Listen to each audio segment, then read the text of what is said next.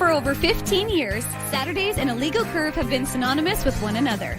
With insight, analysis, and interviews regarding the Winnipeg Jets, the Manitoba Moose, and all around the NHL, here are Dave Minuk, Ezra Ginsburg, and your host, Drew Mindell. The Illegal Curve Hockey Show, presented by Play Now, the official sports betting partner of the Winnipeg Jets, starts now. Alrighty, let's see if I remember how to do this. I think I can. I think the muscle memory still exists. I believe I go as follows. Good morning, Winnipeg.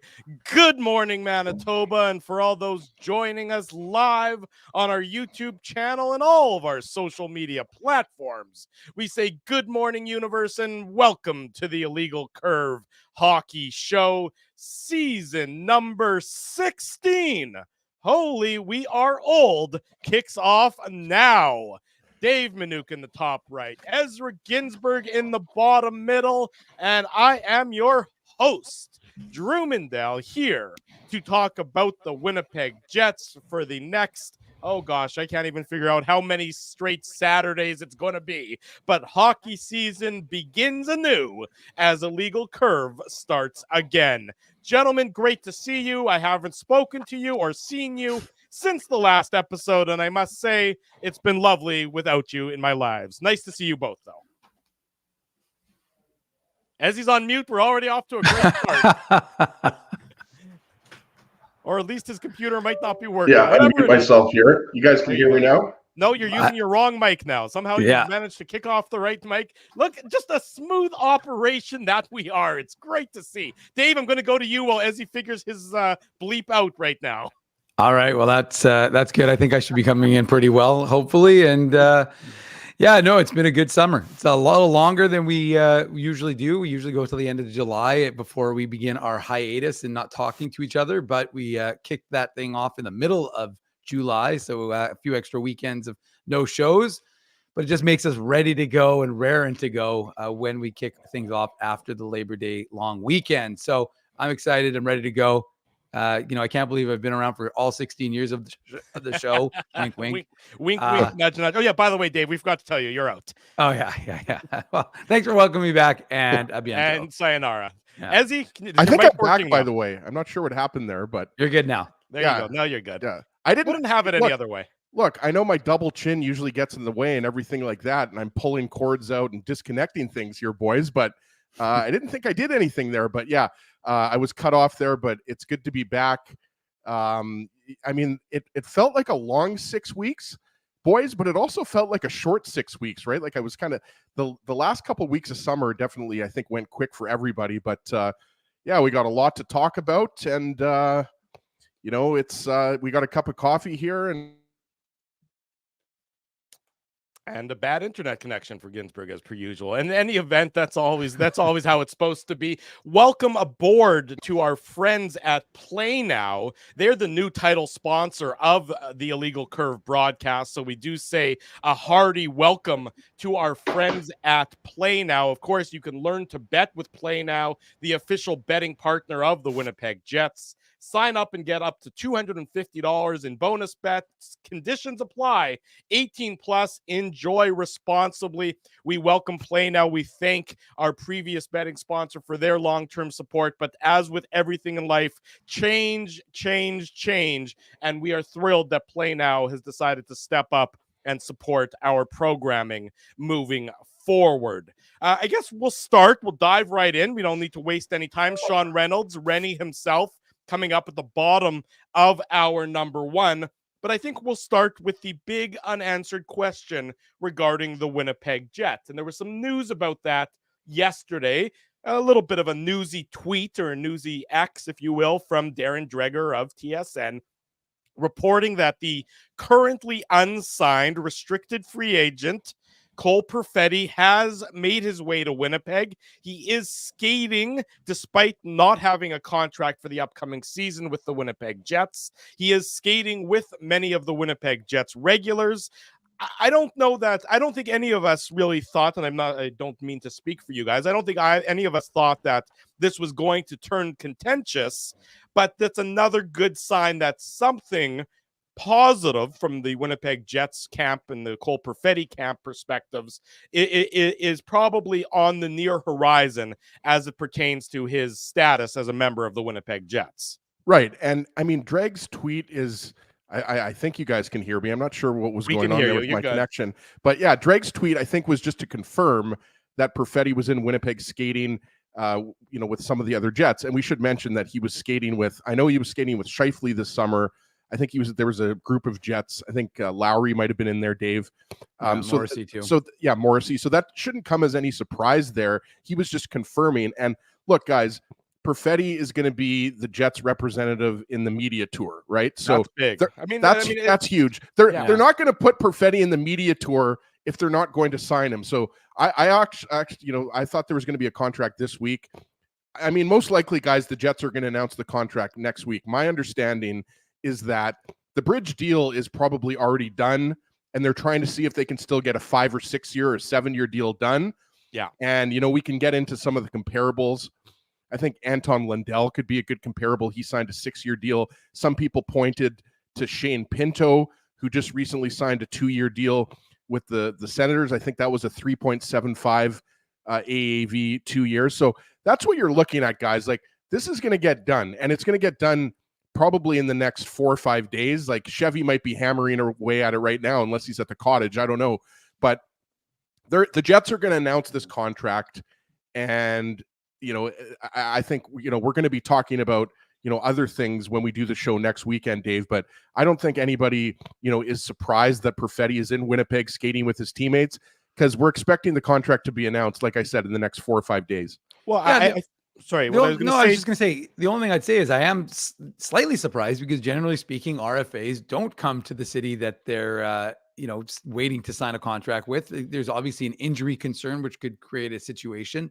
So you, generally speaking, I was trying to remember, and maybe you guys can jog my memory here, but when it was Kyle Connor, Jacob Trouba, Patrick Laine, Josh Morrissey, guys, generally speaking, don't come to the city in advance, which I think is obviously a very good sign that, like we talked about, and like as he just said, I'm of the same opinion that Perfetti and the Jets most likely have that 2-year bridge deal already done. They're just trying to figure out, they're doing a little dance to figure out. Like Drew used to say, it's in the drawer. The contract is in the drawer. They just have to take it out of the drawer. And that was the old, maybe there's a 5 or 6 year deal that could happen, but it seems likely, guys, that it's going to be a bridge deal, right? Well, for right now, that seems the most likely. I'm saying as of right now, that's the fallback position. I mean, that's the worst. I mean, I'm going to say worst case scenario. Obviously, that there's worse things, but I mean, I think that tells you where things are at. Is that yes, there's probably a contract, just ready, ready to go if they can't come to that long-term deal. But both sides are working towards that as the ultimate goal. That they would, in an ideal world, training camp or the Jets Fan Fest is 2 weeks from today. So I think, reminder, of course, to everyone that we'll be there. So live, come say hello. That's right. We'll be, of course, at Hockey for All Center 2 weeks from now, a live on location edition of the Illegal Curve Hockey Show, as Jets that's the official sort of kickstart to Jets training camp. So like Dave said, we will be there. But I mean, I think that, in an ideal situation for the Winnipeg Jets, they are spending the next 2 weeks to see if they can get to that longer term 6, 7, 8 year contract. Let me interject quickly. I don't think they have that much time, because remember, the media tour is next week. And so my thought, and so that's when Cole Perfetti will be heading to Las Vegas to represent the Winnipeg Jets. I would imagine that it's either the short-term deal is announced, or they have the long-term deal in place. But I would suspect that it'll be done before next week, simply because, like I said, he's going to go and he's going to be representing the Jets, which is a little interesting if he actually doesn't have a contract with the Winnipeg. Yeah, no, don't worry. Trust me. I represent the Winnipeg Jets. I don't have a contract, but I do. So would any of us be surprised if the Jets announced the contract like in the next few hours? Like, honestly, that's how imminent I think it is. And Drew's right. I mean, look, I hope that the Jets sign Perfetti to a long-term contract. I think we're all fans of Perfetti's game. Yes, he had ups and downs last year. Yes, he only played 1 out of 5 playoff games. We know he was a healthy scratch towards the end of the season, but this is a guy, I think, that has, a very high ceiling. You got to remember, he's only 22 years old. How's it going, Sam? He likes to come. That's part of the show so far, boys. He likes to come and visit us. He wants to see what he wants everybody to know that he learned how to ride his bike this summer, and so that's the big accomplishment in the house this summer, right? Buddy? Good job, Sam. Okay, get on out of here. Your mom. Sam's got to teach my kids. My kids are still using training wheels, but I think they're close. I'll give you some hints off air. Laura found, or I'll give it to you on air. Never mind. Laura found a great hack because the hardest part about riding a bike, from the adult or teaching the kid is you're always hunched over, right? So it kills your back trying to teach them. Laura found this hack where you actually wrap a big beach towel around the kid, and you can use it to sort of keep them steady, and at the same time not destroy your back, in the same action. So, and also, if your the kid tip of the day, if the kid isn't listening to you, you can choke them with the beach towel as well. That wasn't what I was advocating for. It's not around their neck. You keep it around their midsection, around their torso, not around their neck, Mr. Ginsburg. But that's a separate issue we'll deal with, I suppose. At a later to hear that date. Sam can ride his bike. That's awesome. Yes. But yeah, guys, just quickly, I mentioned Anton Lundell, who was actually, Dave, I think he was taken 1 or 2 spots after Perfetti in the 2020 draft. I'm pretty sure he's 12th overall. Obviously, Lundell just won a cup with the Florida Panthers. Lundell's not a. Oh, his mic is getting a little wonky, so we'll let Ezzy figure out his mic situation there, why the cable won't stay in. You got to figure that out there, Mr. Ginsburg. You had all summer to work on that. Yeah, exactly. It's like, I had all summer to get my SHIT together, but I didn't get it together. But I think Anton Lundell, is a good comparable, guys, because he signed a 6-year deal with a $5 million AAV. So I think that's probably what you're looking at with Perfetti. I think he's probably looking for a little bit more. Lundell's played more games, but his numbers were very similar. But then if you're looking at a 2-year bridge deal, you're looking probably just under $4 million a year. But I mean, guys, this is a big part of the future. I'll let Dave. I still think Perfetti is a guy, whether or not he's going to be a second-line center or a second-line winger, Perfetti factors in big time to the future Jets plans. Like, they view this guy as kind of like a regular 60 to 70 point guy.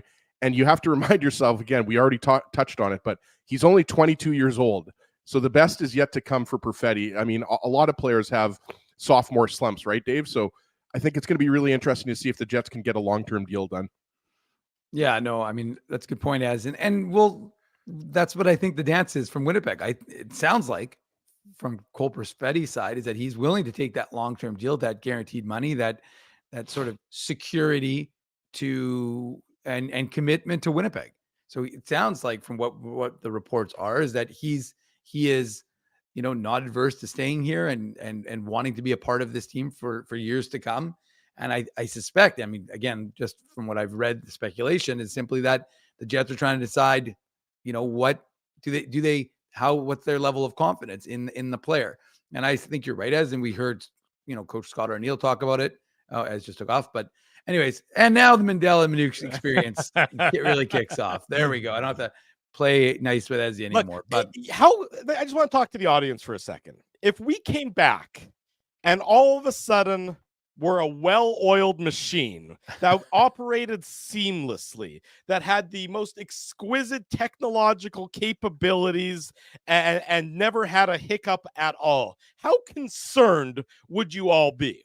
I think I know the answer, that you would all be tremendously concerned. You'd be off-put by the smooth operation that we turned into. It's the glitches, it's the hiccups, it's the, oh, what the hell just happened that makes us so unique and so appealing and so lovable. So don't worry, we haven't changed. We've marginally improved maybe with our analysis, but I can assure you our technological to-do has not improved at all. I'm blaming the internet here in River Heights. That's what I'm going to blame. I think it's the interweb. The exact same internet I'm using. Yeah, it's a good point. Yeah.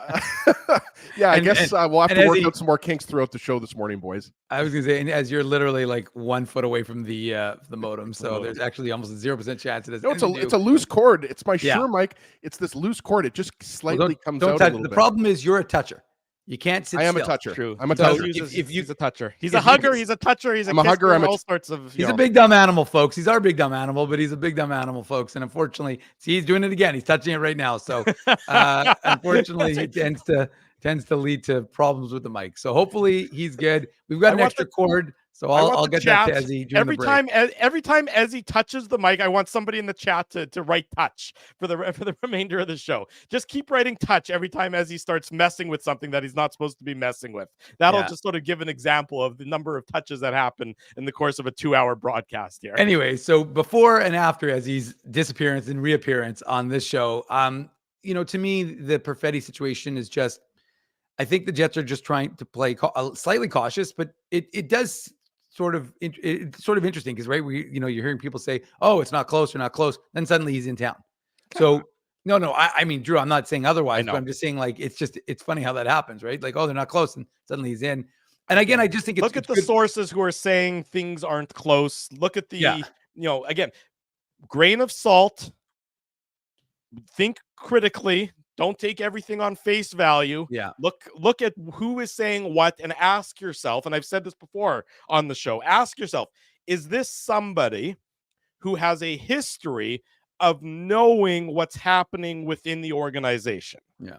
I.e., if it's not Darren Dreger, take it with a grain of salt. Yeah. Anyway, so but again, like I said, the way it goes, generally speaking, when you don't get in time in town for training camp and you're not there from day one, you are behind the 8 ball. And so I think it's a good move by Cole Perfetti. And again, I'm inclined to still believe that he's going to have a deal in place and signed before training camp officially gets underway. I think in 10 or 11 days, or no, 11 or 12 days, whatever it is. So we'll see where it ends up playing out. But yeah, I mean, my thought process would be before he goes to Vegas next week, he will have a fancy new contract, in place. Whether it's a 2-year deal, Ezzy, or a 5 or 6 year deal, that's the only question mark for me. Whether he signs that contract, especially now that he's here, is not even a question anymore. And the Jets need him. He's an important piece of this team moving forward. I mean, we know that Rick Bowness, he doesn't like young players. I mean, that's just been the reputation of him. I remember you mean analyst Rick Bowness, not coach Rick Bowness? That's right, analyst Rick Bowness now. I remember that, when the Jets hired him, and I'm not trying to slag on the man at all because I think he did a great job as the Jets head coach. Somebody said, who had watched him in Dallas, said, look, he's a good coach, but he's not going to play the young players. And he didn't. I mean, that's, and a lot of coaches are like that, where they don't trust young players. They don't like young players. They don't want to deal with the growing pains that come with young players. But we should mention, though, Drew, at the beginning of the season, let's not forget that, I mean, Bowness thought highly enough of Perfetti to start him as the second line center. And how long did that last? No. I'm just 4 saying. games. I mean, so he did. I'm just saying. No. You're right. I'm not disagreeing. Look, Bowness likes his veterans for sure. Yeah. I mean, there's no doubt about that. But Perfetti was the second line center to start the season for 4 games, and he did get lots of ice time on the second line for the majority of the season. It was as the season progressed, I think Perfetti lost confidence in himself. Bowness lost confidence in Perfetti.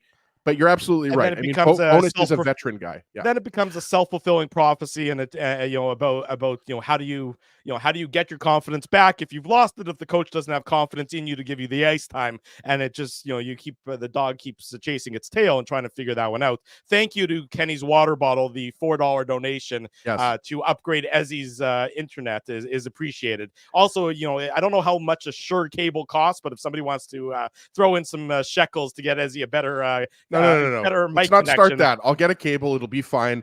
I'm going to take that. There's $4. literally a cable downstairs I got for you, Ezzy. But I just want to read this. Sticking with Perfetti, I'm just going to read because I think it's pertinent to this conversation, boys. Yes. Scott O'Neill was asked on Jets at Noon. I want to say it was mid-August. He said, "Is Cole Perfetti being considered for the second line center spot?" And he said he really liked Perfetti on the wing, and essentially said it sounds like it's going to be Nemestikov, Ehlers, and Perfetti. So I'm just saying that it's Cole Perfetti, the winger, not Cole Perfetti as center. So it seems like he's disabusing us of that notion that there may be a center which I don't option think is a bad thing. I think for Cole Perfetti's perspective, he knows the role that the Jets are expecting him to come in and play.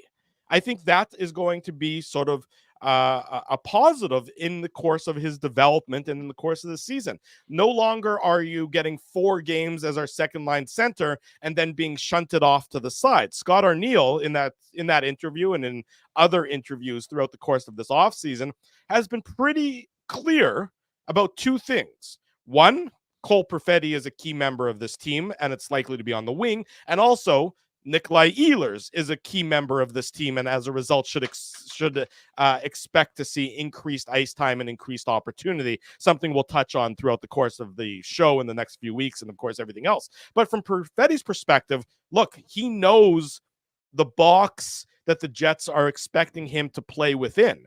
So there's no longer the wishy-washy, the uncertainty. It's you are our second line right winger. Go out there, dominate in that role. And as a result, you're going to continue to see increased opportunity, increased minutes, increased money, increased everything, increased importance. And I think for a young player, the uncertainty sort of being taken away is a net positive.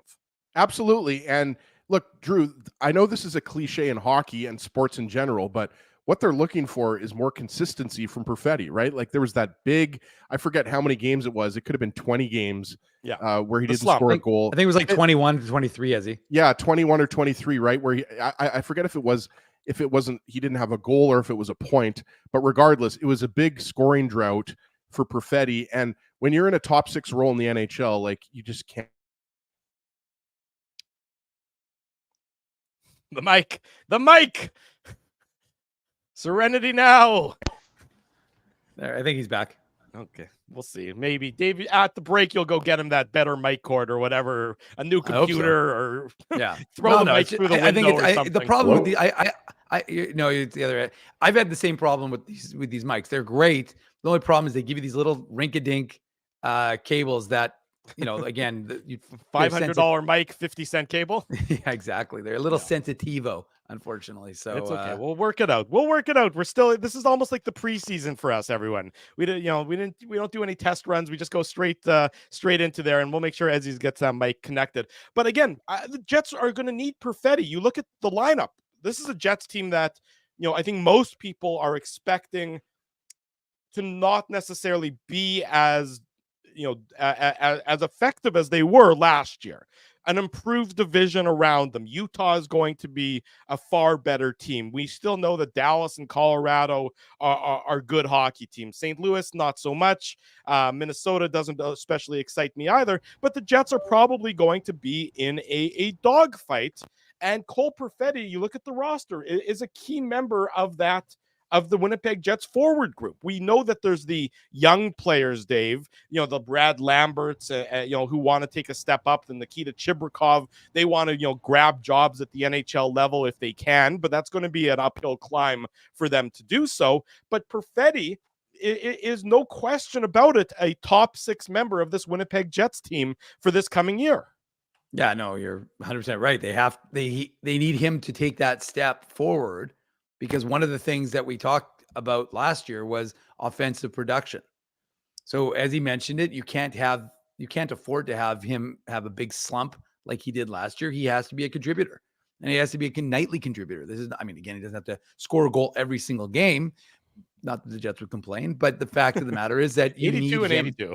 Yeah, you need him to be a real player on this hockey team, and if he does. And again, the one thing I always caution folks is that we don't know the jump that guys take during the summer, right? Mm-hmm. Like I remember Josh Morrissey, everyone was pillaring Josh Morrissey. Yeah. And then remember problem with Josh Morrissey when he came in 2000, well, not 2013, that's when he was drafted. But the fact of the matter is he came in, this guy's not going to be good enough. Then he got big. Like he almost put on too much weight, right? And then it slowed him down. His run at the AHL level. That's right. And so then all of a sudden everybody's like, well, and then he changed and he refined himself and he got better. Well, and remember I'm to your point about Josh Morrissey, the Athletic loves to publish their top 10 best contracts and top 10 worst contracts, Mhm. in the summer or whenever they do it. It was amazing. Remember, Morrissey went from having, according to, the folks at The Athletic, and I'm not trying to, insult them or anything, but he went from having one of the worst contracts in their estimation to a year later having one of the best contracts. That's how significant his leap was. He had that bad year off when he was dealing with the personal the Issues with personal his dad, issues yeah. where his dad passed away and his dad was ill, and then he all of a sudden became the Norris Trophy, on the cusp of Norris Trophy finalist Josh Morrissey that we've seen for the last number of years. So how quickly it can change, for players that, when you're least expecting it. Yeah, and that's and again, like, look, Ville Heinola didn't necessarily take the jump that he wanted last year, but he did in the sense that he had a really good summer. Yeah, he was ready to go, and he, without that, fractured ankle in the last game of the preseason last season, was making this Jets team. So I'm just saying that they talk, the Jets at the end of the end of season exit meetings talked about getting that 10% better. But I really do believe, especially a player like Perfetti, that you will see the growth, and we'll see what, he did this summer and how he comes into training camp. But it sounds like I said, the fact that he's in Winnipeg, the fact that he's, training with this team, that to me is a pretty good sign that he's, bought in, he's ready to go. And as you said, Drew, and I 100% agree, the Jets need his line, whatever that's going to look like, whether it's Nemesnikov and Ehlers and Perfetti, which, remember, I think it's worth pointing out, was a pretty good line when they were put together last year. And I know folks say, well, that's not necessarily a playoff line. Well, that's fine, because you can always acquire, an upgraded second line center, similar to what the Jets did last year. You can't get to the playoffs until you play 82 regular season games. And I'm just saying that, remember, the Jets acquired Sean Monahan sometime in February of last year. Yeah, right at the All-Star. But as I mentioned on the show, towards the end of last season, the Jets team was, I think their record was like 27-6-3 without Monahan, right? With the different various configurations. And we knew other guys were stepping it up. It wasn't just that second line, but I'm just saying that second line to start the season actually was pretty good. So we'll see where it plays out. But I think that this time next week, my prediction, I'm going to do a Ginsburg prediction as he's not here. I suspect that we'll be talking about the Cole Perfetti contract. I would think that you're likely to be correct, in that area. There's no reason to expect anything other than that, especially, it's one thing being in Winnipeg and skating.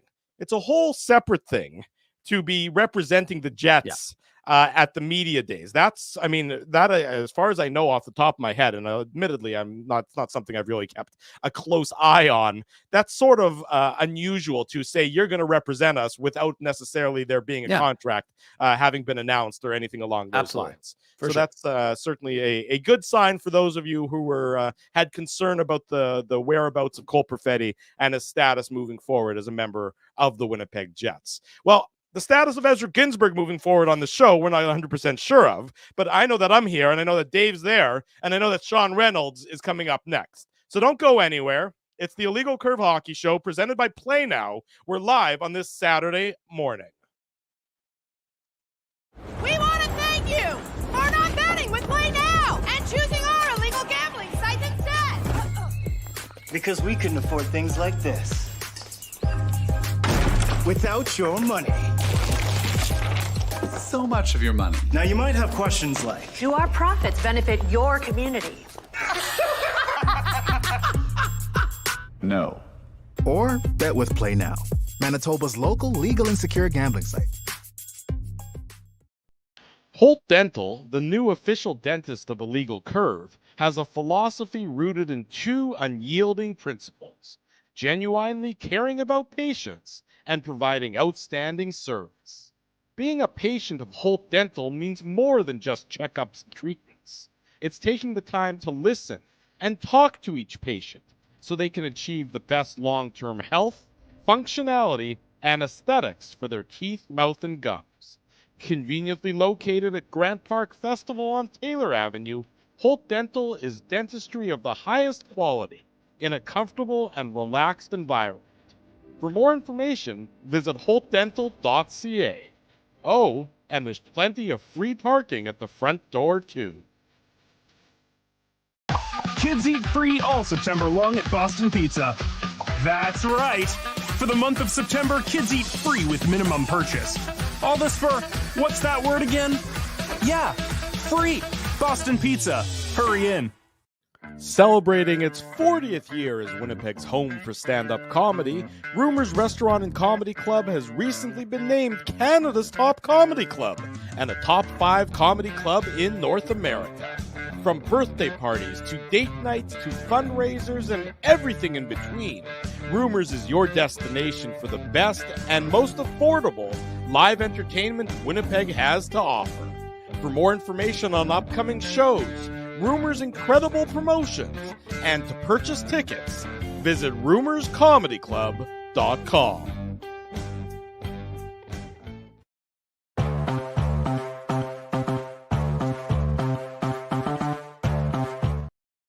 Welcome back.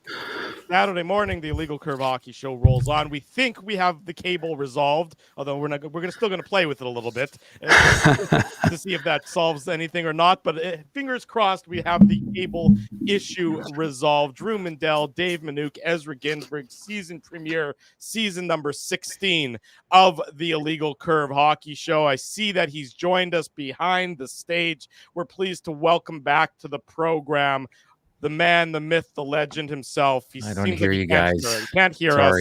It's preseason for everybody. It's okay, Shawnee. That's a good Spurs hat, though.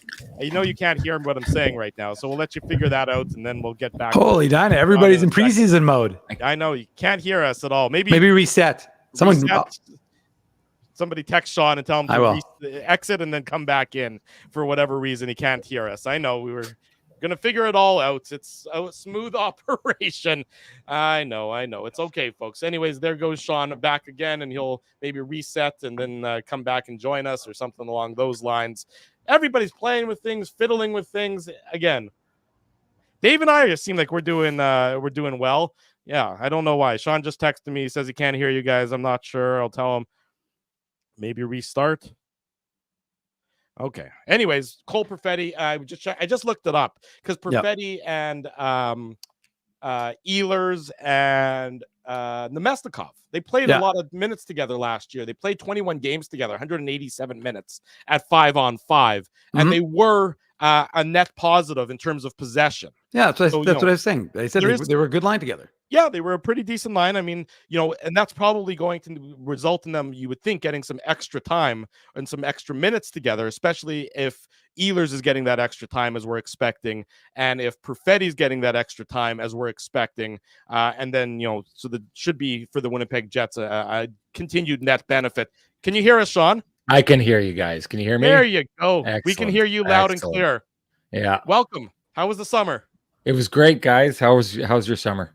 Our summer was fantastic as well. We appreciate you. Are you back into hockey mode? I know we'll get into the Jets. Are you? Is your mindset there yet? You leave hockey mode, Drew? What is going on here? In August, I do. In August, the entire world shuts down for hockey. How dare you? How dare you? I know. The host of a prominent hockey show stops thinking hockey at some point. It's unfathomable. Well, you know what? As another prominent host of a hockey show, I guess you'll take the +1 in that case over me. But yes, in mid-August, admittedly, it is not front and center in my mind. No doubt. I'm just trying to get the bugs out, busting your balls a little bit here. We'll find our groove here. It's all good. We were talking in the first segment of the show, Sean, about Cole Perfetti. I mean, I'm sure you saw the tweet from your colleague at TSN, Darren Dreger, there saying that Perfetti's in town. He's going to be representing the Winnipeg Jets at the media tour next week in Vegas, which all of us sort of thought, that's unusual for that to be, them to hand that to a guy who's not currently signed. But I mean, are you sort of on the same page as us that, it's probably basically done, at least a short-term deal, but they're still trying to hammer out something longer?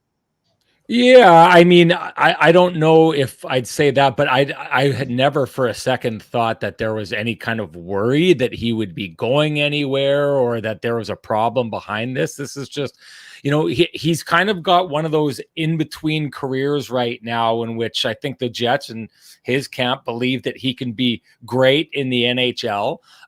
He hasn't quite got to that point where he can establish and say, like, look, lock me down for a long-term deal because I've proven to you what I am in the NHL. I'm a very known commodity, and thus all, you can pay me this much. I always kind of look at a comparison of a Winnipegger and Seth Jarvis and where he's in his career. He's really kind of established himself. He's been able to earn more ice time on the team that he's on, earn more opportunity, does a good job putting up points, but outside of that brings a lot of value in what he is when he's not putting points on the board.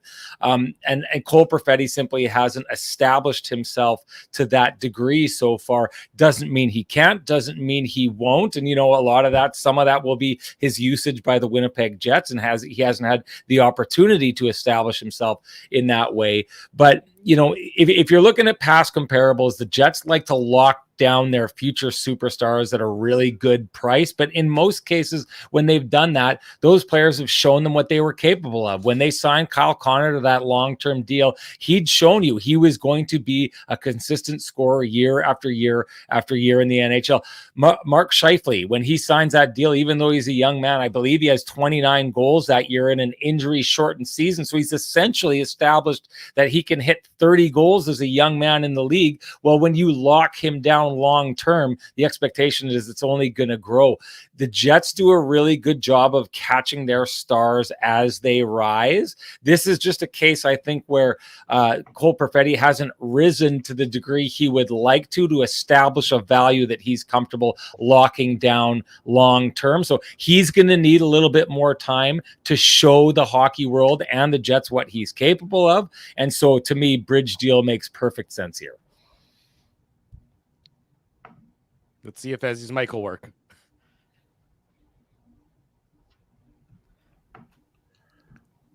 Okay, there you go.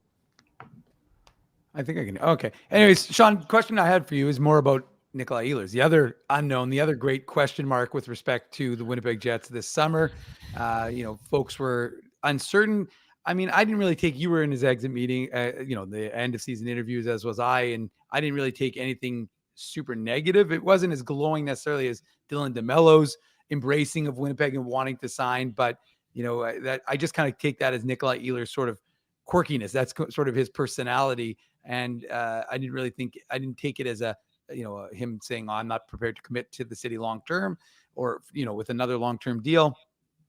But from your perspective, hearing the things that we've heard, Scott Arniel's been talking about how important a piece Nikolai Ehlers, called him a game breaker. So from your perspective, how do you see this playing out? And do you see the Jets potentially using him as like a rental, if you will, if it gets past the trade deadline and there's no extension for Nikolai Ehlers?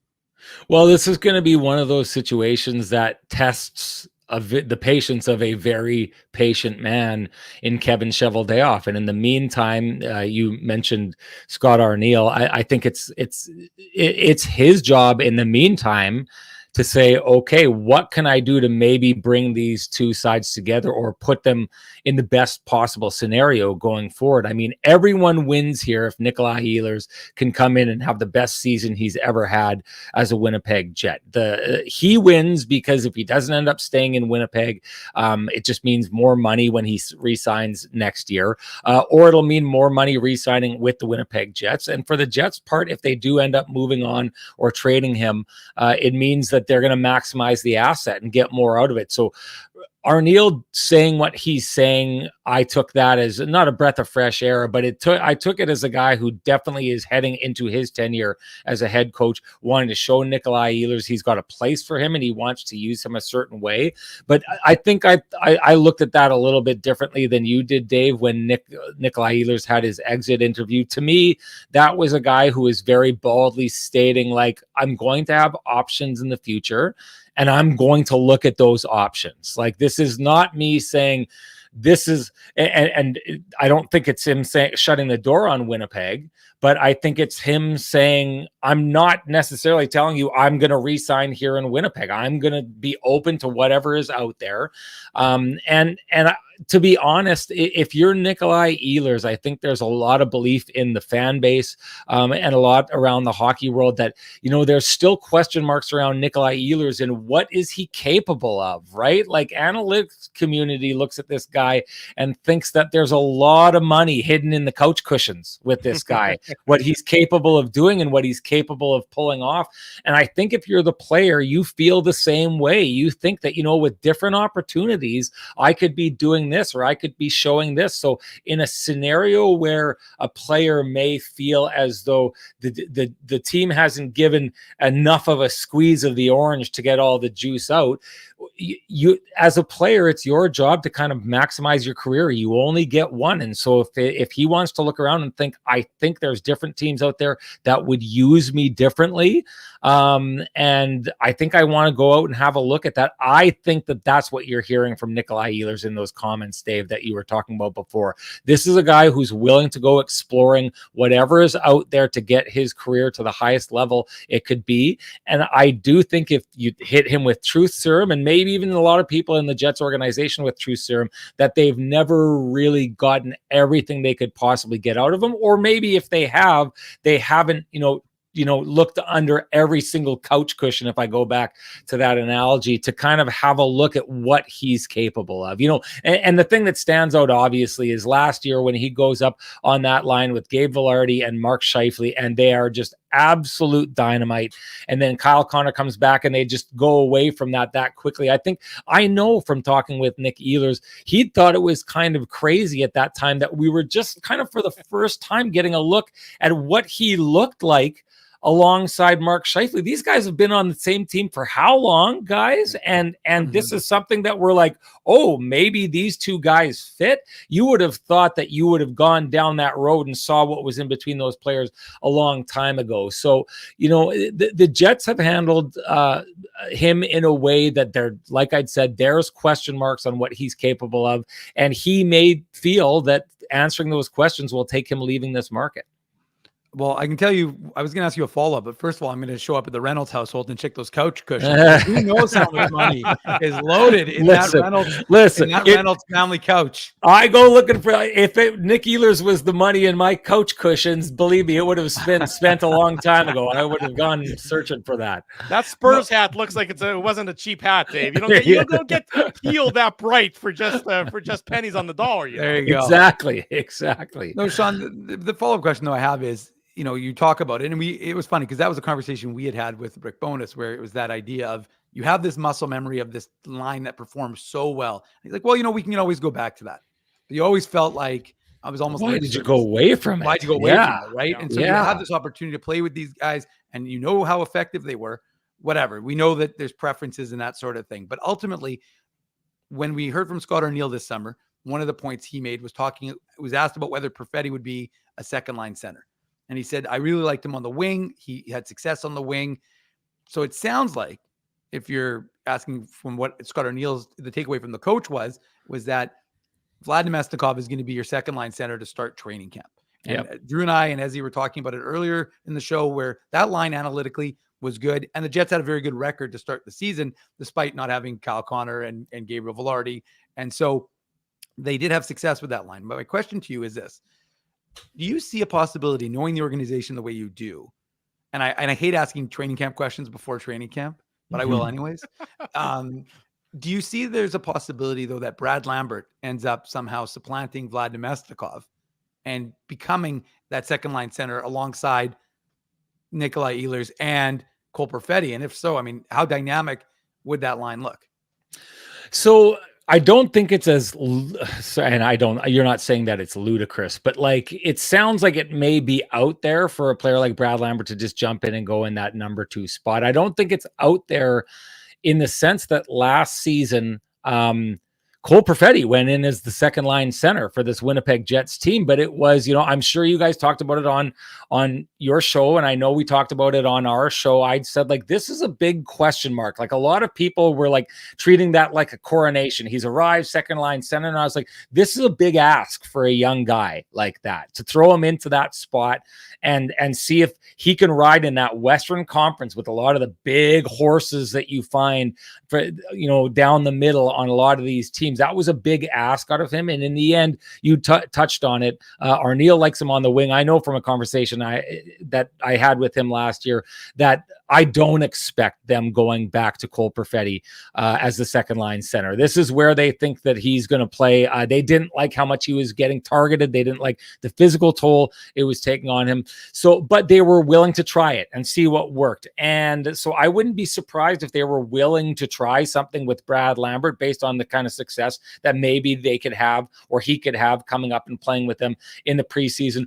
And the big thing here is, guys, is that if they do try that, just like last year they tried it with Cole Perfetti, they know that if they try an experiment out of the gate and it doesn't, if it pays off, boom, it goes, and let's try this out. If it doesn't, Vladimir Namestnikov just pops into that spot, and you've got a very capable guy who can come in and run that line the way that he did last year, who doesn't take any, like, you don't have to worry about this guy because he's no maintenance. A lot of guys out there would be pissed. What? I'm your second line guy, but you're dropping me down to your fourth. He's not that guy. He's going to do whatever you ask him to do. So the luxury of Namestnikov allows you to experiment, to try things, to go with experiments that don't have a high likelihood of panning out. But if they don't, your plan B is a pretty darn good plan B. It's probably better than your plan A to start with. So, I mean, they'll take a look at anything. They'll try to find a spark wherever they can, and you can do that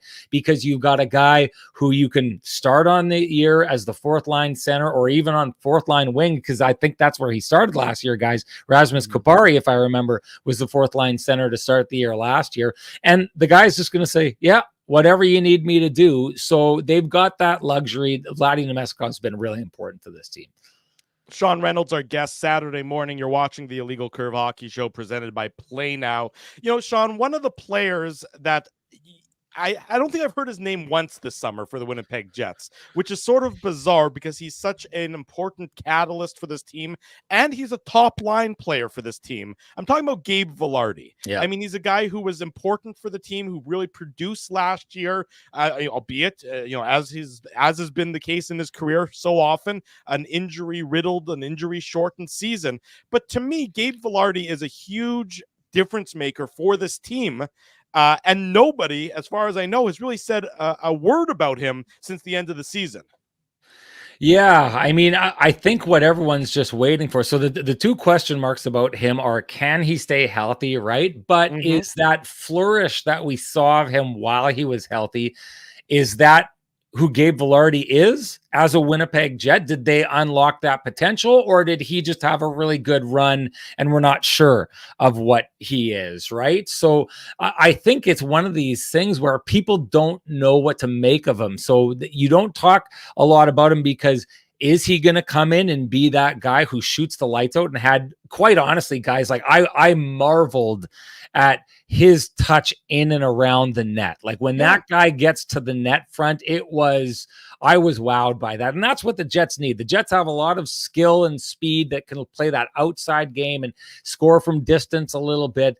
They don't have a lot of those guys who just take it to the front of the net and say, you can't stop me. And once the puck gets to me, you can't stop that either, right? So he is massively important for this team.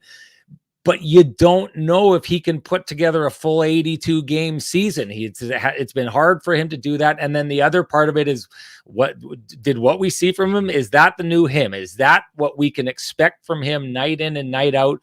Or is that just, the best possible version of Gabe Vilardi that we could expect, and one that you shouldn't expect to see over and over again? I think I saw enough from him to expect that while he's healthy and while he's playing and while the Jets put him in good situations, and they will, right? They're going to put him in situations to succeed. I think that he's a guy who could really be a carrier of the offense for the Jets this year. And I'm just going to go out and I'm going to say, I think he will.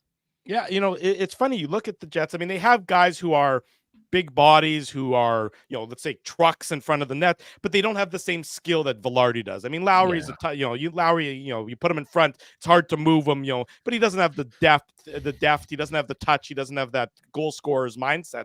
I mean, we remember Vilardi last year, especially on the power play, down right at the edge of the blue paint, and then just deciding to do what he wants to do with it and having the hands to pull it off as well. He's a bit of a unicorn on this team, especially in the top 6. And if he can stay healthy, I think that he's going to be, could be a breakout player, not just on this team, but really in the league in general. I think if he can stay healthy, I think more and more people are going to be talking about him throughout the league.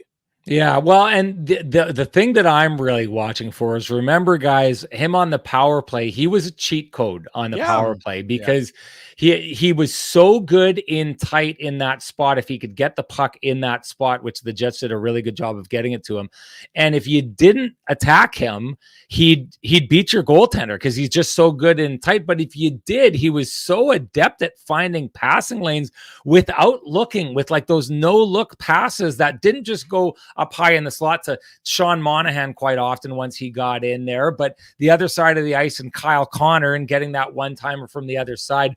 The one thing that I'm interested with that is will that cheat code continue, or can teams maybe find a way to shut that down now that they've seen it a little bit? Now, this is the interesting part for me, guys, and I'd love to hear your thoughts on it. But when they went to the playoffs, it seemed like that kind of got shut down by that. I shouldn't say shut down. It wasn't really there in the playoffs the way I think we thought that it was going to be. So my question is, did the Colorado Avalanche shut that down? And I'm pondering this in my head. Did the Colorado Avalanche find a way to X's and O's that out of the Jets' wheelhouse, or was it just not clicking at that time, right? And that's a big question for me, because the one thing I saw was for a good chunk of the year was nobody had an answer for what Gabe Vilardi was capable of doing. And if that continues that year, it's just a guy who's running rampant and unstoppable. Well, Sean, I'm going to ask you a question, but I will give you somewhat of an answer in that regard, because you do wonder, is that on the coaching staff? Is that on the coaching staff to say they've game planned for us in this manner? We need to adapt. And that to me, I think was the biggest kind of thing that stood out from that series. And I go back to, I think it was game 5, Jets are down 2 goals, and the Colorado Avalanche are looking like the team that are down 2 goals and are planning to try and get back into this game. And the Jets looked like they were defeated lost at that point in time. Right. But my point is that, like, it just didn't seem like there was that dynamic thought process that you're talking about to try and say, listen, we need to be able to adapt and evolve mid-game or in between games, that you're not seeing enough of that. And so we'll see, whether that was a coaching issue or not. Potentially it was. We'll see, again, what happens this year. They've obviously got new coaches in the fold and under new head coach Scott Arniel. My question to you, and we haven't had a chance to really talk about it, and we'll talk about it probably a little bit later, but more the big trade that happened. And it was a summer of trades, a very unusual August in that regard. A lot of business in the hockey world when usually things are, it's called the dog days of summer for a reason. But, and I know you and Kenny did a show about the trade, did a pop-up show, but just, maybe with us, what were your thoughts? What were your biggest takeaways of the acquisition of Braden Yeager, and then of course trading Rutger McGroarty? Well, my takeaway with Kevin Cheveldayoff and the patience that he shows in this situation is, at some point, I think what Kevin Cheveldayoff understands about GMs that other GMs over the history of the game who sometimes panic and get rid of a guy. We always hear this. Oh, the guy comes out and he says that he wants a trade, and now that GM's bent over a barrel, right? Mm-hmm. And he's never going to get full value back. The one thing that Kevin Cheveldayoff seems to really understand is that in the end, if you really do want the player, you'll pay the price, right? And so he knew that there was a value, and there were certain teams out there, and probably he'd had a lot of conversations with Pittsburgh before that, and they weren't offering a certain amount. And in the end, it's like, look, I know you want him. If you want him, this is what it's going to be. If you think that I'm going to break, and if you think that I'm going to fall apart or whatever, you're thinking from the perspective that, well, what if you lose this guy? What if you go another year and he's gone? You're going to be in a lot of trouble here.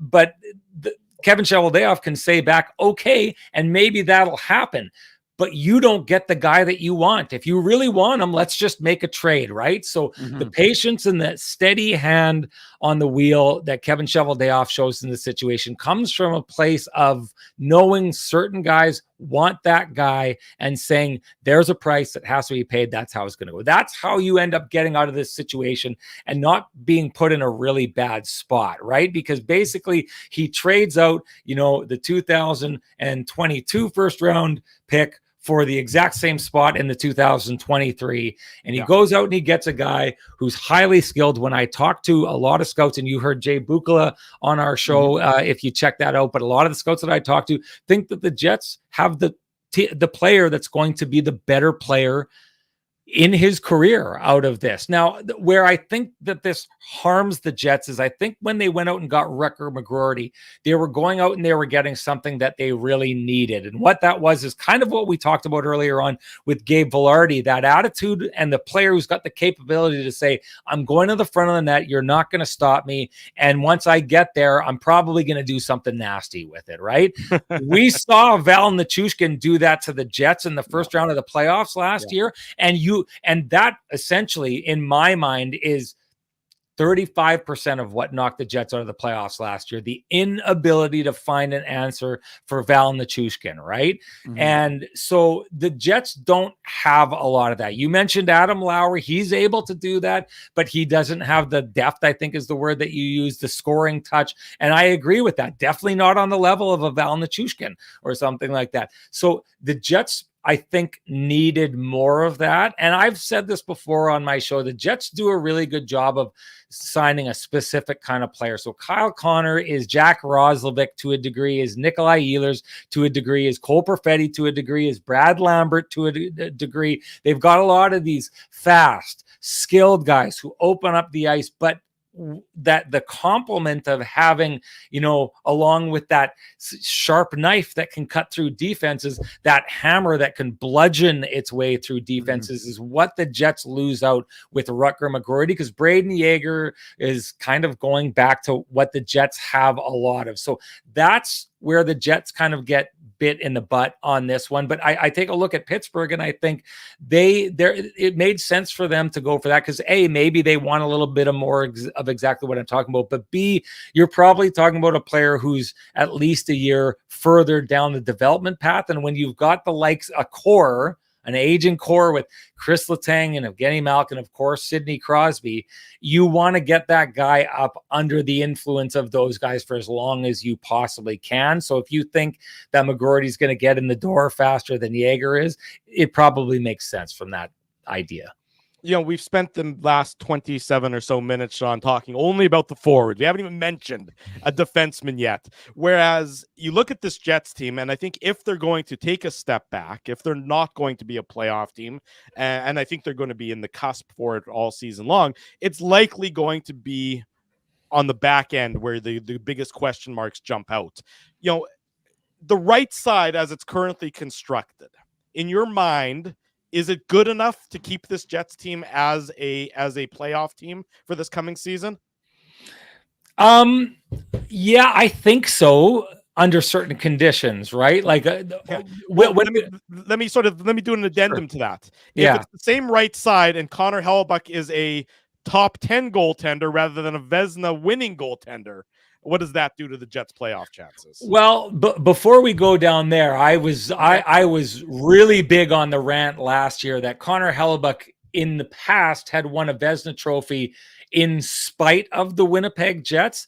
I think, and I was very loud about it last year, Connor Hellebuyck owes a massive chunk of that trophy to the Winnipeg Jets. The way they played around him last year, I don't look at this, and a lot of people, I think once you get an idea of a player in your head, you think the Winnipeg Jets are just a bad team with a good goaltender who holds them in. That was the case a long while ago, but last year, the numbers bore it out for quite a large chunk of the season. Connor Hellebuyck was facing shots from way further out than almost every goaltender in the league. Like the Jets were keeping shots from distance and putting him in a great situation to succeed. So, I mean, if he falls my guess is that he falls, from first in the league to like top 10 or 10th or whatever.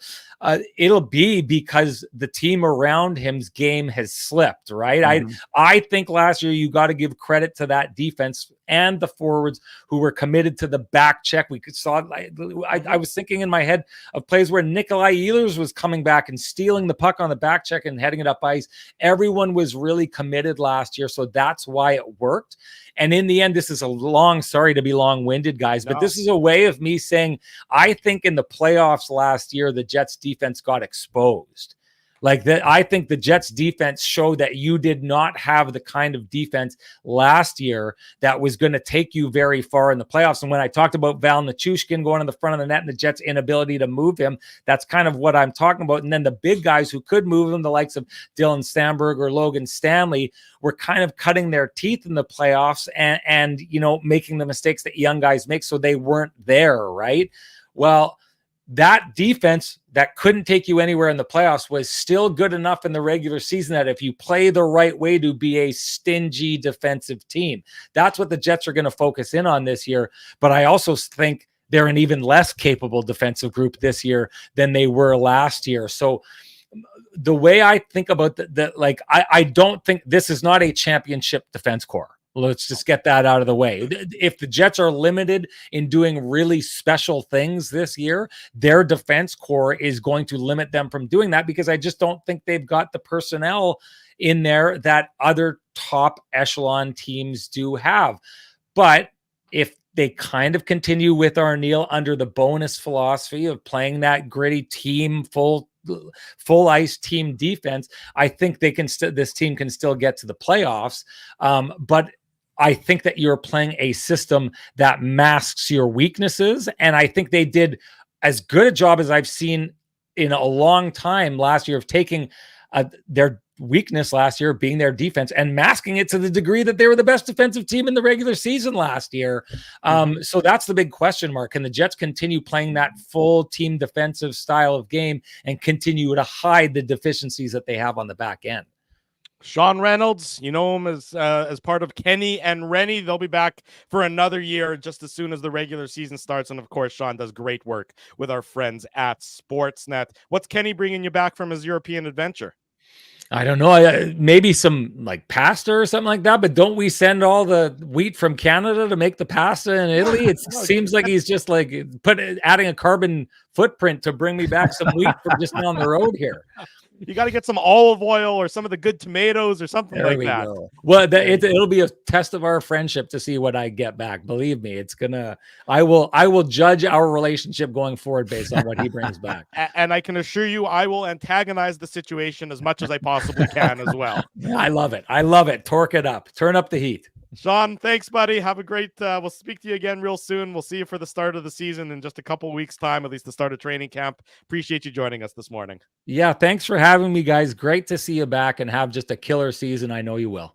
Likewise. Thanks, take care, Sean. Thanks very much. There he goes, Sean Reynolds, joining us this morning on the Illegal Curve Hockey Show. Always a great time spent with him. When we come back, we talk about the McGroarty for Jaeger trade, much more about the Winnipeg Jets. It's Saturday morning. It's the Illegal Curve Hockey Show. It's presented by Play Now. Don't go anywhere. We're live on all of our social media platforms. We want to thank you for not betting with Play Now and choosing our illegal gambling site instead. Because we couldn't afford things like this without your money. So much of your money. Now you might have questions like, do our profits benefit your community? No.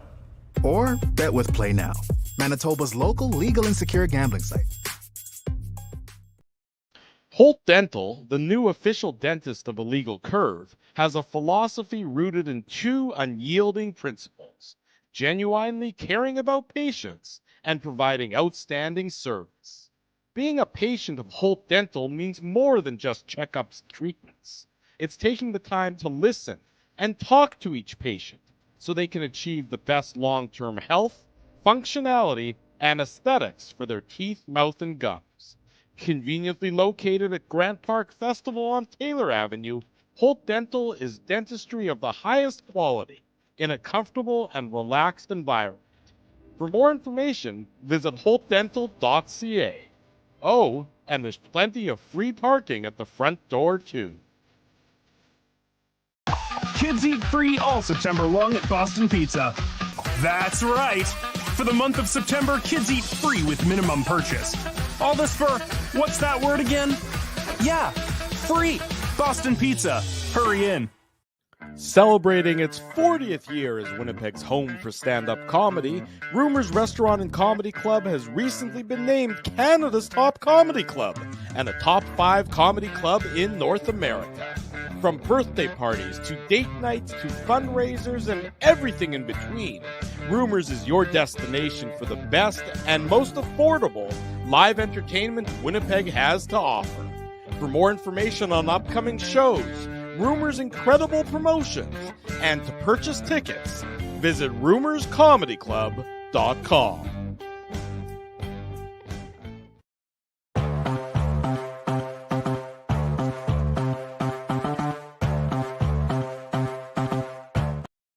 Hour number 2 of the Illegal Curve Hockey Show live here on our YouTube channel, presented by our friends at Play Now. Learn to bet with Play Now, the official betting partner of the Winnipeg Jets. Sign up and get up to $250 in bonus bets. Conditions apply. 18 plus. Enjoy responsibly. Drew Mindell, Dave Minuk with you on the Saturday morning. Unfortunately, Ezzy's technical difficulties have continued unabated, so we will hopefully see him, if not later today, then he'll be back, of course, for next Saturday's programming. Great interview with Sean. I love talking to Sean. It's always this time of year where you can sort of take a step back from the pressure cooker that is the regular season and the day-to-day intensity of it, and sort of take a much more macro view of the Winnipeg Jets. And I thought we did that with Sean, and he gave some really good insight and some really good analysis regarding this Winnipeg Jets team. We have to talk about the McGroarty for Jaeger deal, because that was certainly a headline that occurred since we've been off for the summer hiatus. We knew that it was likely going to happen. It sort of came out of nowhere in the specific day that it did. But once it became evident, and it was on a Saturday morning where Elliot Friedman and some other people, reported that McGroarty had no interest in signing with the Winnipeg Jets, which was certainly a shocking event. That this seemed to be inevitable, and then it was. And I agree with Sean, that for a situation where allegedly, at least publicly, the Jets still don't have any answers as to the why McGroarty wouldn't sign here, why he went from social media superstar with the Jets at the Young Stars or at the Prospects to not having any interest in the organization. The Jets, I think, salvaged the situation and made chicken salad out of chicken bleep a little bit. Yeah, I don't think there's any doubt about it. And I think that both sides are content to just walk away from the situation and not let it get much more public. I think that, again, if you actually listen to what is being said, I think, speaking of bleep, I think that's a lot of what we're hearing from these guys when they try and gloss over the details. Ultimately, end of the day, the details really don't matter. The details are that, October 20th, the game when Pittsburgh comes to Winnipeg just got a whole lot more interesting. Yeah, not that, a lot more tickets. Yeah, not that seeing Sidney Crosby and Malkin are not enough of a draw. They are, of course, but now you, of course, have the added incentive for Jets fans to, and again, I'm not going to counsel people how to be, but, do it respectfully. He's still a 20-year-old kid. You don't have to like him, but I just see that, one of the things he was asked, he did an ESPN interview, and he was just talking about, him and Cutter Gauthier and the sort of vile nature of social media to a certain degree. And that wouldn't be our audience, of course, but, I'm just saying in general. And look, I think, it ratchets up. There's a little bit more excitement for that hockey game, but ultimately at the end of the day, you're right, Drew, because it doesn't pass, just to kind of end off my thought on that one. It doesn't pass the smell test, right? Like, you can't be as thick like thieves with Colby Barlow and talking about the town and blah, blah, blah. And then again, if something changed throughout the year, which is my belief, then that's different. But to suggest that somehow like putting the jersey on last year didn't feel right and da da da da da. Well, first of all, you said the complete opposite in public interviews where you talked about the Jets being your favorite team. Right. And so again, like I said, I don't believe what's being told or what's being said. So that's my point. But at the end of the day, Sean said it, and it was the reason why I asked him a question, because I think it's an interesting topic, and we didn't get a chance to do a pop-up show, so we haven't had a chance to kind of wax poetic about the trade itself and the players that were dealt and were acquired. But I mean, look, it was a move that felt somewhat inevitable when he didn't sign that option, like when he decided to go back to school. When he went back to school, yeah. When he went back to school, and remember, and I asked Kevin Cheveldayoff this when we had a media availability with him 2 weeks ago or whatever it was after the trade. And I said, I actually asked him, I said, were you prepared to wait? And I only did that because Scotty Billick's Zoom skills weren't what they were supposed to be. So, but I just said, like, look, were you prepared to wait with Rutger for another year? Now, of course, he used that as an opportunity to say, well, it's a hypothetical, and I can't really talk about hypotheticals. And I mentioned the word conversations 6 more times. But what I was trying to get at from him, or trying to get him to say, was just to say, like, Michigan's not going to be nearly as good a team. They lost a number of their upper echelon players last year. Now, Michigan's, generally speaking, always a good hockey team. But Rutger McGroarty had a really good season despite his injury last year. I thought that his value was never going to be higher than right now. And I thought that, going back to a weaker Michigan team, with more of a spotlight, more of a role maybe, but like that could potentially downgrade him. And if you're the Jets and you wait another year, you're now in a much weaker position. Of course, he's not going to want to stay another year at Michigan after next year, but he just puts the Jets one more year closer, and that makes it a little bit more, less likely that he's going to sign. So you trade him for Braden Yeager. You get a kid from Saskatoon, Western Canadian kid from the Prairies, played in the WHL, plays in the WHL. I should say it's present tense. So I think that's, a good thing. And, yeah, I mean, it's one of those situations where, from my perspective, you look at the acquisition cost. Yeah, it sucks that you went a year of development that you kind of wasted, but I think you're getting a kid who's much more engaged and much more excited. And I'm much more excited to welcome this guy to the stage, Ezra Ginsburg. He's back. Boys. He's now resorted to using a cell phone in a car, so that should tell you all you need to know about what's been happening with Ezzy so far this morning. Well, I'm in the parking lot of Long and McQuaid because I was having microphone issues, so I came here to get the proper cord, and they don't have the cord. So, I mean, there's only one way I can join the show, and that's on my phone. So, obviously, this was not meant to be with my Shure microphone today. So, I hope you guys had a good interview with Sean Reynolds. I thought I had enough time to get a cord and come back and do the show, but it seems like there's this elusive cord that doesn't exist. So, I'll have to get it somewhere else. But yeah, hopefully I can still be of use to you guys on the show this way. Well, first time for everything, but it's certainly, it was a good effort. I appreciate the effort. I appreciate the drive to try and find it. It's the gods are conspiring against you on that front today, so. Undoubtedly. But what I was going to say, I mean, look, if you took away everything, regarding the emotion, take the emotion out of the equation. Mm-hmm. Most teams would always prefer to have a up-and-coming center prospect than an up-and-coming wing prospect.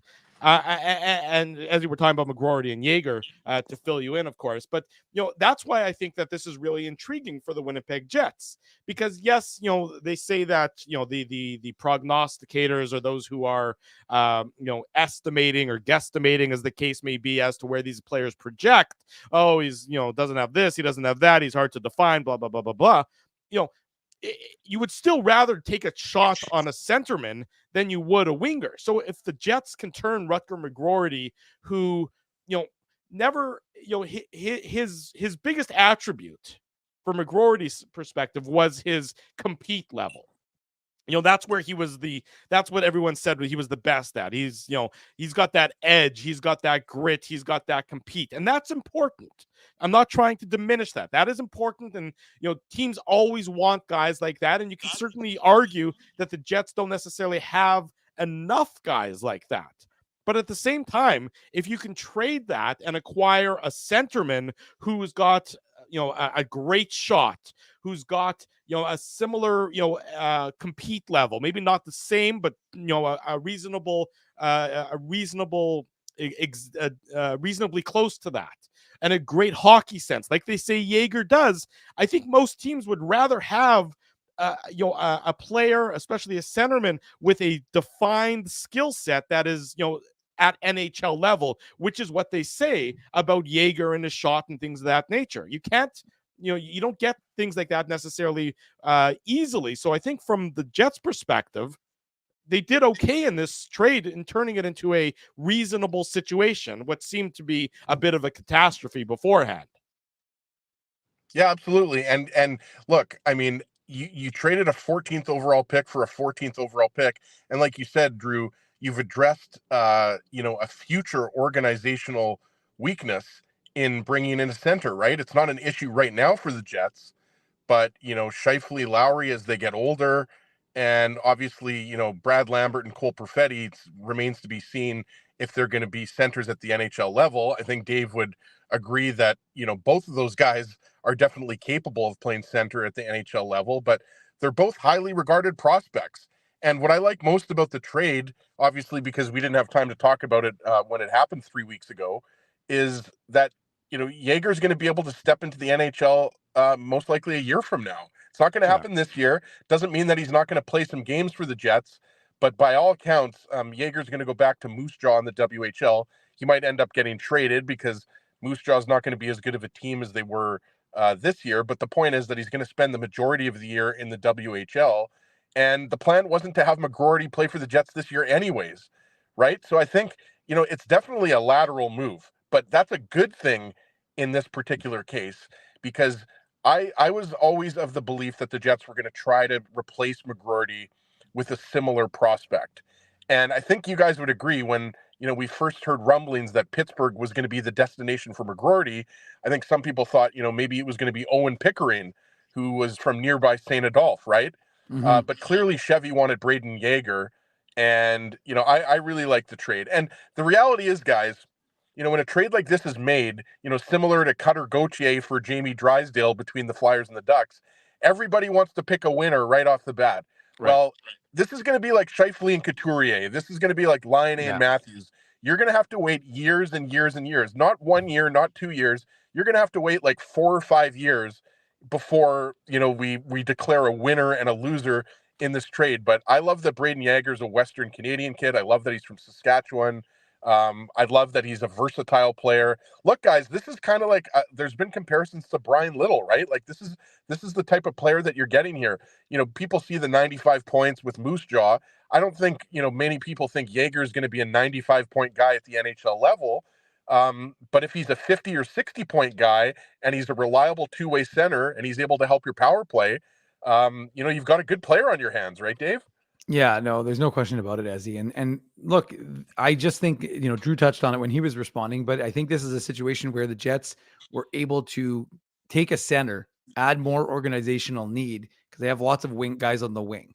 And I think that adding a center like Jaeger, so now you've got Lambert and Jaeger, that's a good sort of 1-2 organizationally from a prospect development perspective. And look, if they both don't work out and one ends up on the wing, fine. But if you can get one of those two guys to work out and be that second line center that this Jets team, even when they had Brian Little, or has been looking for, and not something that you have to trade, but it's one of the things that I talked about, with speaking of centers with Danny Zhilkin the other day in the IC Summer Series was just make sure you watch it, our YouTube channel, not right now.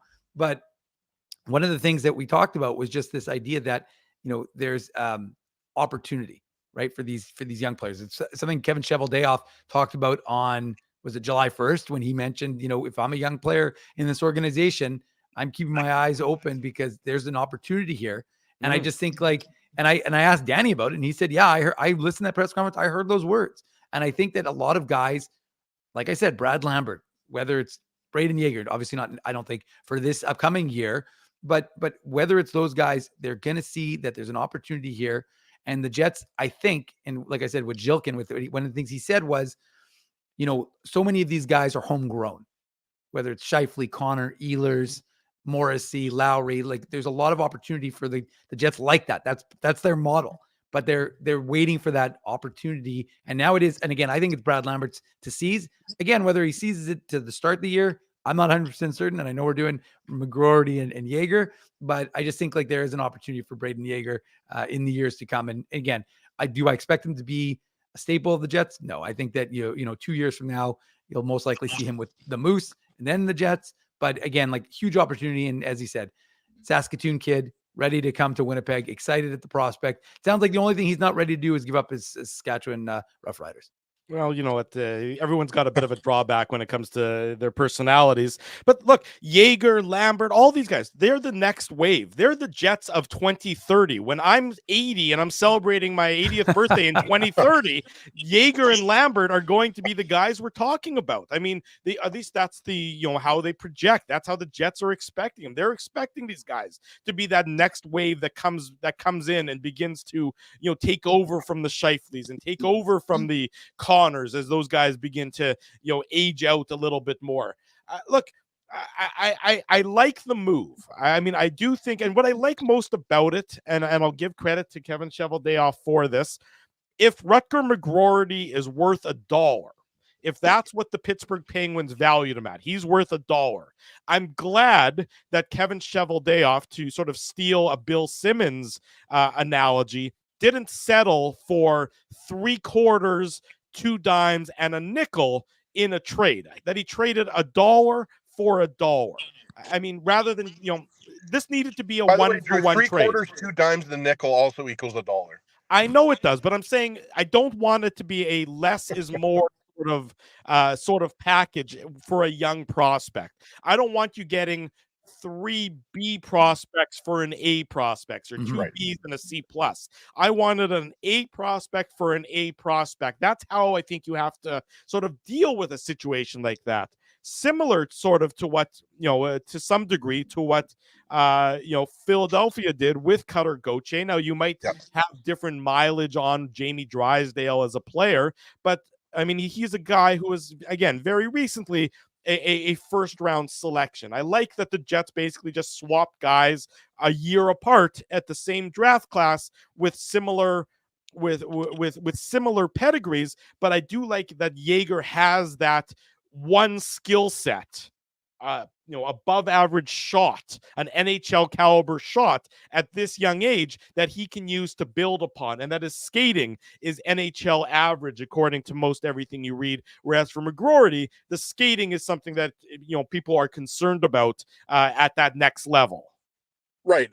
I think there's only really things to like about this trade, right? And when you look at the Jets and Cole Perfetti remains unsigned. There is a certain degree of uncertainty with Nick Ehlers. Is he going to be signed to a contract extension? Obviously, none of us know the answer to that. We hope that the Jets sign him to a contract extension. I love the fact that Chevy got this done before training camp, before the season started. He didn't let it be any type of distraction. And obviously, boys, the Penguins want McGroarty in the lineup this year, right? Like they didn't acquire him so he could play 50 games with Wilkes-Barre. We know the Penguins are maybe more of a win now team even than the Jets, right? Or any other team in the league, right? With Crosby, Malkin, Letang, Carlson, the age that those guys are, the Penguins have 2 or 3 years here to win another cup.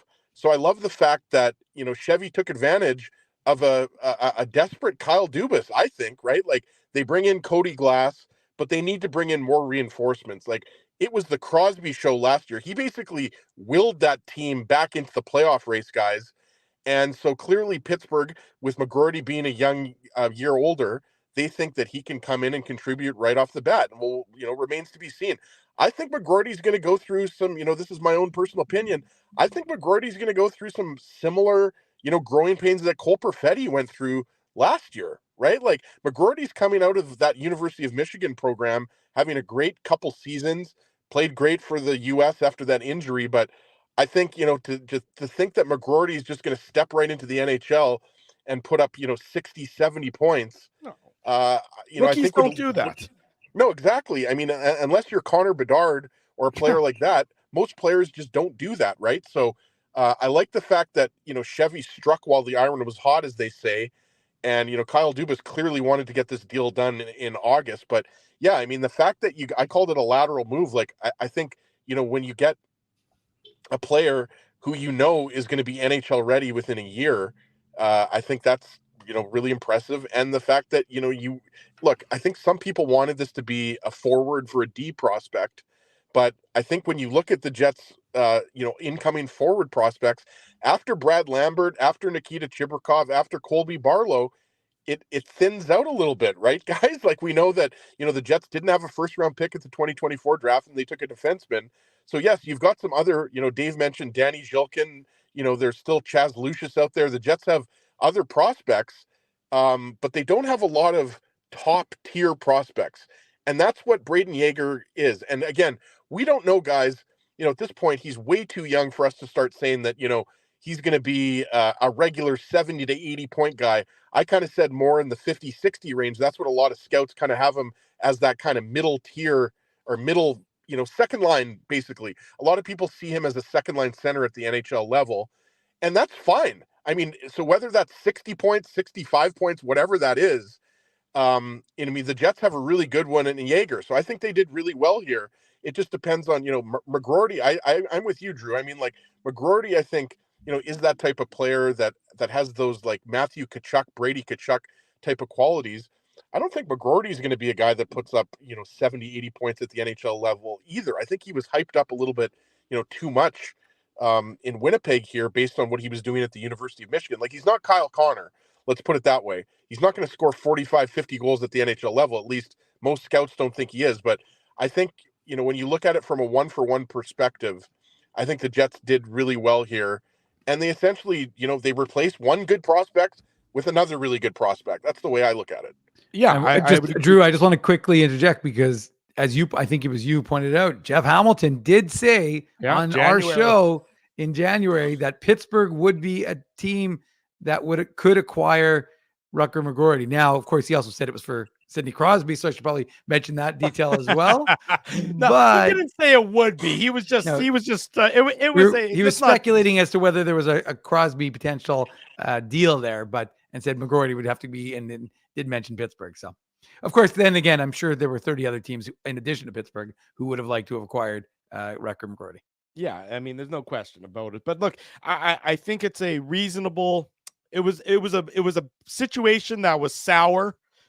And, I know that Kevin Cheveldayoff never came out, or when he was asked, he said, no, we still didn't get an answer. And I hope that that's just his public stance and that he actually does have an answer, and he didn't have to share it with us. It would be nice if he would. But if at the end of this all, he still never got an answer, why McGroarty, it just didn't feel right, that's a child's answer. I would hope that, behind the scenes, there was actually an answer given as to what went wrong, because to just say, it just didn't feel right. Well, I wouldn't take that from my kids necessarily, never mind from somebody who's, on the cusp of becoming a professional. So, yeah. I do wonder if that changes philosophies regarding how you deal with NCAA players, U.S. He said it, again, his public stance is it doesn't. I know it's publicly. He's not going to. As he said, the proof is in the pudding. Right. We'll see. Although don't put a pudding around Ezzy because he'll eat it. But the truth is that if you wait till next, the pudding around Ezzy is also. We'll see what happens next year. We'll see what the Jets are like at the draft. I mean, look, they've got a certain track record of drafting, especially post 2016. Yeah. So we'll see what it looks like for 2025. Yeah, I think, sorry, Drew, you're absolutely right. It doesn't feel right is a nothing burger, right? Like that's just, you can't, I don't want to go to work today. It doesn't feel right. Like that's not the way the real world works. Like you can't use that as an excuse not to, fulfill your obligations. And in this case, Rutger McGroarty's obligation was to come to development camp and be a member of the Jets organization. And, I'm sure you guys, this crossed your mind as well, but, did McGroarty just not want to say the truth because he didn't want that to necessarily hurt his case in potential trade talks, right? If he's the guy that won't play for the Jets because he doesn't want to play for the Moose, like, I'm just going to say it. I think McGroarty didn't like the fact that he wasn't going to get some type of assurance that he was going to play in the NHL. And I think he probably looked at, maybe looked at what was happening with Cole Perfetti, looked at what's happened with Ville Heinola over the last couple of years, and he didn't like it. I mean, he didn't like the situation, but he's got to say that. He's got to own it. He doesn't have to, then that's perfectly reasonable. And he has that leverage. So, I mean, that's fine. I would hope that he would give that honest feedback to the organization, even if he doesn't say it publicly. I would hope he would give that honest feedback to the organization. And I do also wonder if the NCAA loophole, let's call it that, if that NCAA loophole isn't something that gets changed in the next CBA. Although it's existed for a long, long time. Because remember, Blake Wheeler used that same loophole to get out of Arizona, get out of Phoenix so many years ago when he was drafted by the Coyotes in the first round, and however many years ago that would have been now. So it's a loophole that's existed for a long, long time, but you do wonder if the organizations around the NHL might look at that as something that they can win in a future collective bargaining agreement negotiation to sort of prevent that from being to further limit options available to that one specific group of players that go the NCAA route. Time will tell on that front, but it's certainly, I think, something that I wouldn't be surprised if it's brought up again and again at the Board of Governors level and moving forward in the NHL. Let's go to break. It's our last break for this Saturday morning. We come back with much more Jets talk. Drew Mindell, Dave Minuk, and Ezra Ginsburg in his car. It's Saturday morning. It's the Illegal Curve Hockey Show. It's presented by Play Now. Don't go anywhere. Much more still to come. We want to thank you for not betting with Play Now and choosing our illegal gambling site instead. Because we couldn't afford things like this without your money. So much of your money. Now you might have questions like, Do our profits benefit your community? No. Or bet with Play Now, Manitoba's local legal and secure gambling site. Holt Dental, the new official dentist of Illegal Curve, has a philosophy rooted in two unyielding principles: genuinely caring about patients and providing outstanding service. Being a patient of Holt Dental means more than just checkups and treatments. It's taking the time to listen and talk to each patient so they can achieve the best long-term health, functionality, and aesthetics for their teeth, mouth, and gums.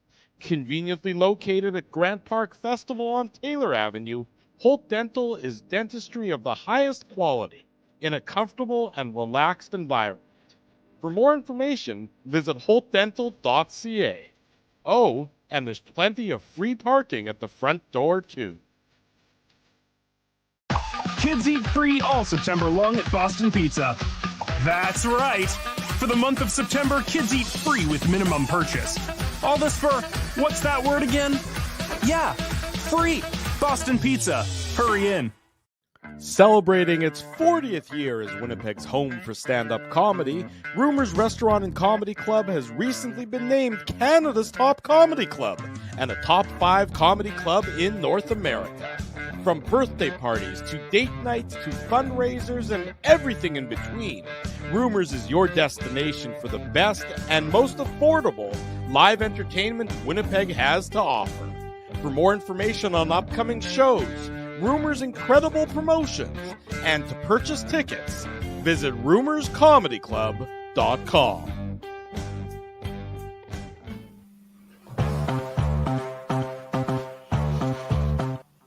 Bottom of hour number 2. Welcome back to the Illegal Curve Hockey Show presented by Play Now. Sign up for Play Now and get a casino welcome bonus up to $150. Play Now is Manitoba's local legal and secure gambling site and the official betting partner of the Winnipeg Jets. I don't know what that noise just was. Conditions apply. 18 plus. Enjoy responsibly. Have to also say welcome aboard to Holt Dental for joining us as the new official dentist of Illegal Curve Hockey. We say a big thank you, of course, for the years of loyal support from our friends at Linden Market Dental Center. They've gone through a bit of a change over there, but we wish them all the best moving forward, but are thrilled to welcome Dr. Jonathan Holt and the great team at Holt Dental. They've stepped up and are our new dental provider here on the Illegal Curve Hockey Show. We do appreciate their support and all the support from all of our great longtime loyal sponsors. Dave has got the finger pointing. He's ready to say something. Well, what I'm gonna say, speaking of giving shout outs to our sponsors, is that I was at Rumors Restaurant and Comedy Club last night with a buddy, and let me tell you, yes, phenomenal. Jordan Wellwood opened, he was great. AJ Foster, the fluffer, he was fantastic. And Jay Farrow was, or Jared Farrow, if you want to go by his full name, he was really good. He was really good. So yeah, that was a lot of fun at Rumors. It was packed. There were not a seat to be had. I tried to drop Drew Mindell's name all over the place, being like, I know Mindell. Does that get me anything? Nothing. It gave me nothing. Well, But Ezzy, I did see Sheldon Mindell. So I got to have a little stop and chat with Sheldon during just ahead of the show starting. And Sheldon went to the 9:45 show. That's very impressive. Well, Drew's already long asleep. I was not long asleep. I was working on the new commercials that you guys just saw. That's what I was truthfully doing.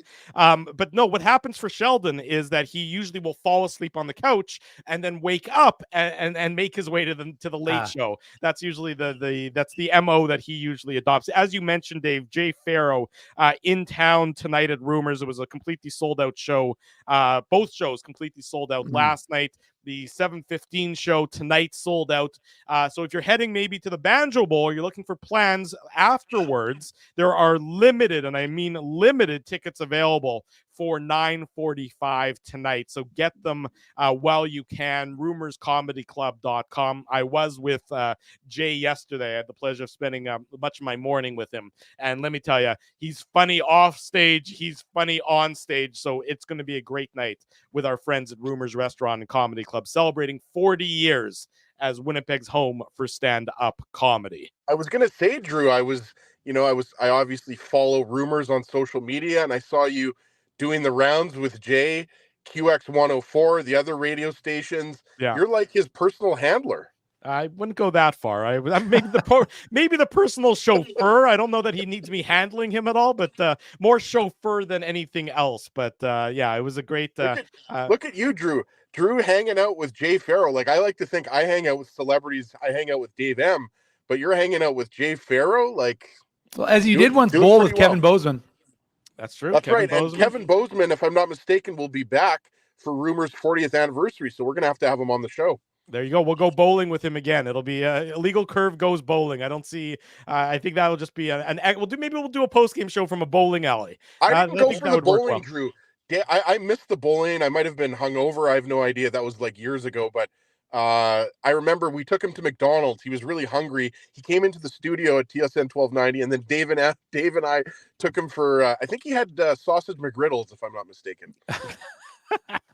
Good that you remember that. The important things in life that Ezzy has a firm grasp on. And yes, I see that Andrew Haleko asked if I'm going to the Banjo Bowl. I will be there this afternoon. It looks like it's shaping up to be a great day all around. Looks like, and the Gold Eyes tonight, by the way. Also, the Gold Eyes, the rubber match tonight, the series decider, game 3. That's, I think, a 6 o'clock first pitch. So big day on the Winnipeg calendar. Illegal Curve, Banjo Bowl, Gold Eyes, Jay Farrow. Lots going on in this fair city of ours on this beautiful Banjo Bowl Saturday here in Winnipeg. So an exciting day all around indeed. I was talking about it with Sean when he was on with us, and to me, I still I'm concerned. I'll be honest, concerned about the Jets defense, and I know a lot of people are, and a lot of people think that I knew this was coming, Dave. Drew's concerned with the Jets defense. It was only a matter of time before Drew brought it up. Well, tell me how you can't be concerned about it. I mean, I know that you would say, well, it's the same as last year. Not exactly, but similar. But to expect the same results, the same exceptional results 2 years in a row is a big ask for me. I think it's natural, to have a bit of a step back. And I'm concerned if that step back with the same decor won't ultimately end up being what cost the Winnipeg Jets a playoff spot. Now, I do think that the Jets will probably still get into the playoffs. The depth, look, as I've been talking to people about the the regular season success and then the playoff disappointment, and depth, especially up front, depth in the regular, wins you games in the regular season. Doesn't win you games come playoff time. Usually the superstars win the games come playoff time. But to me, and you look at that back end of the Jets, to me, that's just such a glaring area of concern that I don't know how anybody can sit here and say that that's not going to be, the Jets' Achilles heel moving forward. Yeah, I don't know. I don't know if I would go as far to say that it's the Achilles heel, Drew. But I mean, look, you're going to have a younger defense with Ville Heinola. We expect Heinola to be the third pairing defenseman with whether that's Colin Miller or Neil Pionk. Dylan Sandberg at 25 years old he's going to be your second pairing defenseman. So you're going to be younger. Obviously, Sandberg was a third pairing guy last year, but that's what we're expecting the defense to look like. In theory, Logan Stanley is your seventh defenseman. I think you guys would agree with that. Maybe, Dylan Coughlin pushes Stanley for that kind of seventh defenseman role, but the reality is most likely Coughlin and Hayden Fleury are going to play for the Moose, right, Dave? Yeah. So I think, you're looking at a younger defense, but this is the thing, Drew, and, credit to our friend Garrett Hole in Vancouver, who we have on the show every once in a while. He wrote about this. The Jets defense, I mean, everybody talks about the William Jennings trophy, right? Yeah. And they should, because the Jets, everyone talks about that streak where they went, I think it was 35 games, allowing 3 goals or less, something like that. I might be getting the number wrong a little bit, but everybody remembers that 30 or 35 game stretch. So everybody points to that stretch. Everybody points to the Jennings trophy and how good to illustrate how good this team was defensively. But a lot of that, guys, has to do with the fact that Connor Hellebuyck had his greatest year in the NHL. If you look at the defensive impacts, the expected goals against for the Jets defense, the last 40 games of the year, the numbers were bad. And I mean, it was well documented. A player like Neil Pionk, his struggles were well documented. I mean, it was well documented, the struggles of the second pair in general. Like, I love Brendan Dillon, and I think he was a good acquisition by the New Jersey Devils. But, I mean, after Morrissey and DeMello, I mean, the Jets struggled defensively. I'm talking about their D pairs. And obviously, Nate Schmidt and Dylan Sandberg formed a good pair there on the as a third pairing, but they broke that pairing up. And we talked about it, how, it really made no sense because that pairing was analytically through the first 20 or 30 games of the season, a really strong pairing. But so what I'm saying is the Jets struggled from a defenseman point of view in the second half of last season. I mean, that was well documented. And it was also well documented that the depth dried up a little bit kind of midway through the season, right? Everybody remembers, we talked about it earlier in the show, Perfetti's goal scoring drought, but, you had players like Nino Niederreiter who was struggling to score, Alex Iafallo, like, the big story for the Jets the first 30 or 40 games of the season was how they were getting offense from everywhere, right? They were getting offense from the third line, the fourth line, obviously the top 2 lines. But I mean, when it comes to the defense, I think, I'm not concerned so much that I think, it's going to mean the Jets are going to have a bad season and are going to be this poor defensive team, because I think Heinola is going to be fine. I think, there's going to be growing pains for sure, but I'm not as concerned, I think, as you are, Drew. But I do think, look, the Jets, the biggest story for me about this year is, are the Jets going to be able to be a top 3, top 4 team in the Central Division if Connor Hellebuyck is just great, as opposed to otherworldly, right? Which he was last year. Let's be honest. Like, there were stretches there where Connor Hellebuyck just allowed 1 or 2 goals every single game. It was like clockwork. He just never let in more than 2 goals, right? So that's going to be a big story, is that, are the Jets going to be able to win some more of those close games? And that's what happened, Dave, kind of in the second half of the season, those close games that the Jets were winning 3-2, 4-2, whatever. They started losing more of those games, and then they went on that slide. And obviously they ended the season off, I think it was 8 games in a row they won, or 6 games in a row they won. Yeah. Right. But before that, if I'm not mistaken, they lost 6 or 7 games in a row and were in danger of not finishing top 2 in the Central. Right. And then they weren't going to have home ice. Right. So, I mean, I think it's something that, when you're looking at the Jets, you're definitely a lot more concerned about the defense just because of the struggles they had in the second half. And I look at that second pair, and I really like Dylan Samberg, and I think, you guys do, and a lot of Jets fans do. But Samberg Pionk, that you have to ask yourself, is that going to be your second pair for the majority of the season, or are you going to have to look at Colin Miller in that position? Well, you talk about that second pair, Dave. Last year for a lot of that second pair was an area of concern, and that was with a guy like Brendan Dillon sort of trying to do his best to almost carry Neil Pionk. And Neil Pionk's had injuries. Neil Pionk is, I think the mileage is on him, and as a result, he's not the same player that he was when he first came to Winnipeg. We know that, but now to ask Dylan Samberg to step up into that second pair role and presumably have to sort of carry Neil Pionk to some extent, that's a big ask for a player in his first real opportunity as a top 4 defenseman. True, but it's not like you're talking about a guy who's just playing his first NHL season. So I mean, and he's had his taste of the playoffs. He understands what that's all about, the pressure that comes along with it. Look, guys, I mean, we've been talking about this for a long time. The Jets' right side is a weakness.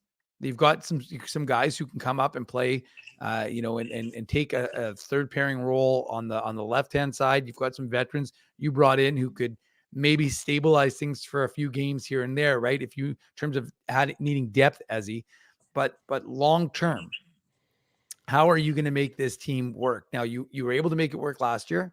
And, Morrissey and DeMello, they're going to be horses. They're going to have an expectation of playing, 25, 26 minutes a game, probably, maybe even not that much, but what I'm saying is the majority is going to be held by those two guys. And, their conditioning is right. We know that those guys always come in ready to go and knowing that they need to take their games to that next level, especially, a guy like Dylan DeMello. I mean, he's going to feel some pressure. He signed his big contract. He's got that stability, and there's always that wanting to look like you've earned the contract that the team signed you to. So I would expect him to step up in a big way. But the question mark is, and it has been for a long time, is Neil Pionk, because we know the Jets' third pairing was fine last year with Samberg and Schmidt. So for us, the question is, and Brendan Dillon obviously on that left side was a stabilizing force. So then you had Neil Pionk. So sorry, Dave, let me interrupt you for a second. You're right. So you had on that third pairing, Samberg as that stabilizing force. Now you look at the third pairing this year, and you got, let's assume it's going to be Heinola, because I think he gets the first chance. Sure. And you got a right side of a third pairing right side guy of like Colin Miller, who's actually fine. I mean, his numbers were fine. His numbers were fine in the very limited ice time he got, but there isn't a clear-cut sort of stabilizing force on that third pair either. Well, but what I'm saying is Miller brings a size that Heinola lacks, but Heinola has that pass. So I'm saying that could end up becoming. Look, we don't know. We don't know what we don't know. I like the signing of Colin Miller. I think that again, Rick Bowness mishandled his usage when he came over from New Jersey at the deadline. Yeah, and they barely used him, Drew. That's the thing. That's what I mean by mishandling him. They should have used him. Yeah. So anyway, absolutely. And sorry, Dave, I just wanted to say, obviously training camp is still a week and a half away, and it's way too early to start breaking down, the performance of the Jets defense, because we just don't know. It's going to be a new look D this year, but there's no shortage of other question marks regarding this team, right? Like, who's going to be the backup goalie? Is it going to be Capo Kakkonen? Is it going to be Eric Comrie? It's going to be Capo Kakkonen in my mind. Well, yeah, it could be. I think that there's a lot of questions surrounding the special teams. Look, the Jets probably could have been a 115-point team last year if they had a top 15 power play and a top 15 penalty kill. Well, right? I think the special teams are right up there as far as one of the biggest question marks. I think everybody expects the special teams to be better, Drew, but the Jets have to go out there and prove that. And the power play has been an issue. I mean, look, the Jets have had some good power plays. You think of those 2017 to 2019 teams when they had Patty Laine and Dustin Byfuglien back there. But, I mean, the power play, basically, we saw when Gabe Vilardi was injured, the Jets' power play was very inefficient, right? So I think the special teams are a big issue, too. And also, there's a lot of issues with the makeup of the top six. And I'm not just talking about the 2C. I'm talking about, are you going to go back to the well of Scheifele, Connor, Velarde? Are you going to try out Ehlers with Scheifele and Velarde? Are you going to see Ehlers, Nemesnikov, and Perfetti again? I mean, that line had some success, but it's not like this Jets roster. You go up and down. Like it's not like it's the the Florida Panthers or the Dallas Stars where there's as much certainty, even though they had 110 points last year. Let's not forget that they had to go out at the trade deadline and acquire Sean Monahan and acquire Tyler Toffoli because of what they thought was a top six that needed a boost, right? So I'm just saying, I think that, there's we're going to be talking about, we're going to have a lot of questions, next week and heading into training camp about this Jets roster. And I think you're going to have, by the way, there's a lot of questions about most teams around the NHL. But all I'm saying is the defense, even though, Heinola is going to be the guy that's under the spotlight, I think that there's lots of question marks at all positions, I guess is what I'm saying, Drew.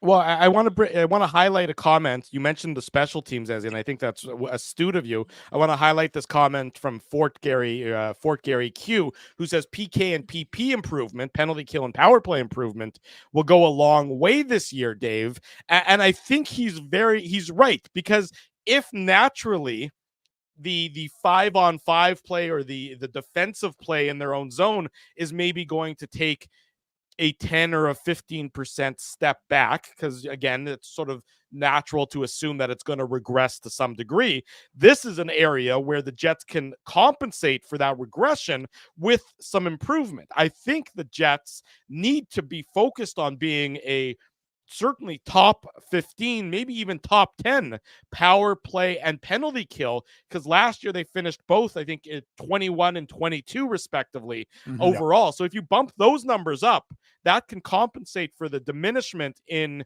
defensive success that I think could maybe level the playing field for the upcoming year, Dave. Yeah, I mean, look, we talked about it. How many illegal curve post-game shows that, if the Jets special teams were firing, right, Ezzy, that this is a different hockey game and the Jets are probably coming away with at least 1, maybe 2 points. And obviously the Jets had a pretty darn good season, matching, their points total of the highest ever that they've ever had. But at the same time, there was room for improvement. And that's one of the things we talked about, was that this team's special teams were abysmal last year. And, it was the PK, it was the power play. And we know that they had been better. Right. We know that they had been better previously, right? You had been a top 10 penalty kill previously. So, I mean, it's one of those situations where, and with the firepower they have, there really wasn't an excuse for their power play for being as ineffective as it was. And it was costing them, because you're not building momentum throughout games. So I definitely think, especially if you think this team had, I mean, one of the things that's worth remembering is that Kyle Connor missed 6 weeks. Gabriel Velarde missed 5 weeks, 6 weeks. Like, my point is, the Jets have enough role players. Like, we tend to forget guys like Dominic Contanato and Axel Jonsson-Fjällby. Don't get me wrong, guys. I'm not suggesting you win Stanley Cups with those guys. My point I'm making is that you can win regular season games with guys who are good pros, guys who can come in and play roles on your hockey team. So that's all I'm saying when I mentioned those kind of guys who can give your team a little bit of a boost, who are going to probably play properly when you need it. And that's what happened. We saw it in the beginning of the season last year. So when you don't have necessarily the same level of talent, you need your special teams to be firing. And so, yeah, I mean, look, there's so many great unknowns, because we don't know what this team's going to look like. Last year, the D had no injuries. There was no need to call up Ville Heinola because none of the guys got injured, right? So can they have that same level of success this year as they did last year? We don't know. We don't know a lot of things. We don't know what we don't know. Do the Jets have a need for a top pairing right side guy to shift Dylan DeMello down? We've all said that.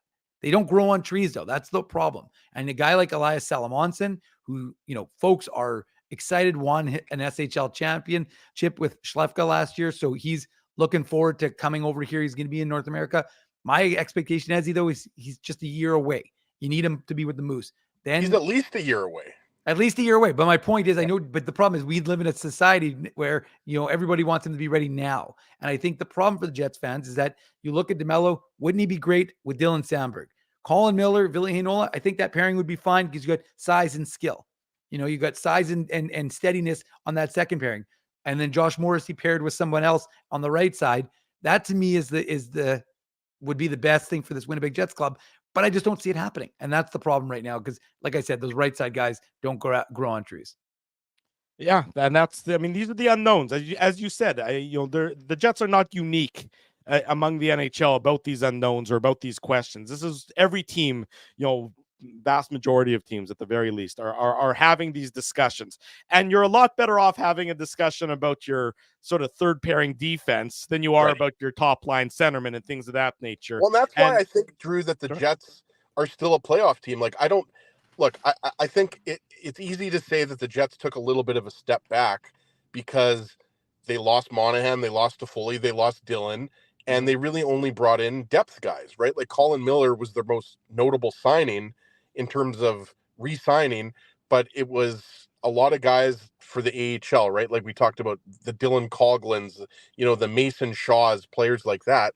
But I still think this is a playoff team because of all the star power they have up front and the fact that they have the best goalie in the world. And I still think that defense is okay. I just don't, I don't know if you could say, if you're going to say that it's average, okay. If you're going to say that it's above average, I don't know how above average it's going to be because we just don't know what we're going to get this year with Ville Heinola. I have high expectations for him, but he's still a very young defenseman who has been coddled. Let's be honest here.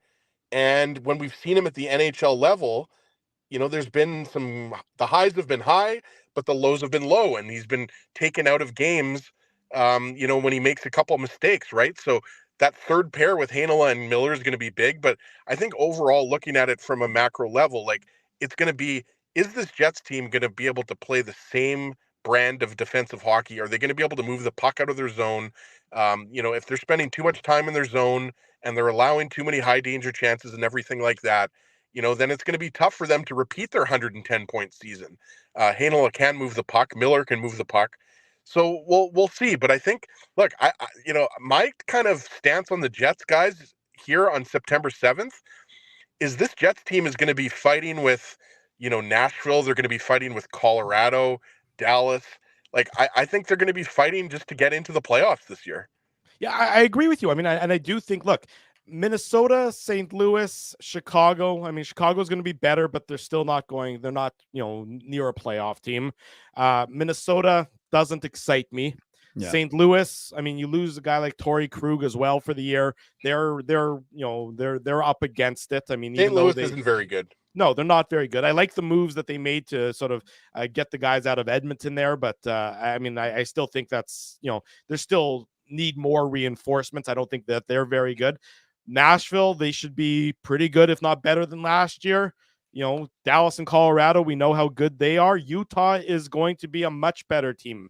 I think that they're going to be battling for a playoff spot. I think if 4 teams make it out of the Central, the Jets are going to be in that, Dallas and Colorado are going to be there, barring, I can't even imagine what's going to happen that would put those 2 teams out of the playoff position. But I see the Jets and the Jets and Nashville and Utah probably battling for the 2 of the playoff spots there. That's how I think this is going to be. And so the Jets, they have to take advantage of that forward depth that they have. Because as I said, I don't know when it was in the show, but when you have forward depth, use that forward depth because that wins you games in the regular season. And you still need to have that same commitment to team defense because your defense probably isn't as good as it was last year. Losing Brendan Dillon is not an insignificant loss.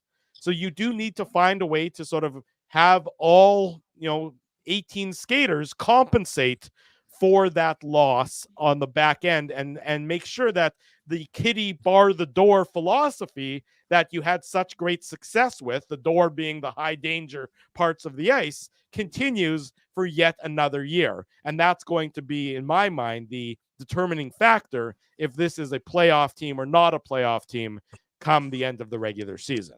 Well, boys, you talk about forward depth. You could have a $4 million player on the 4th line. Alex Iafallo could be on the 4th line for you, especially. I mean, it will most likely be Iafallo on the 4th line, especially if Brad Lambert is in your top 6 for the Jets, right?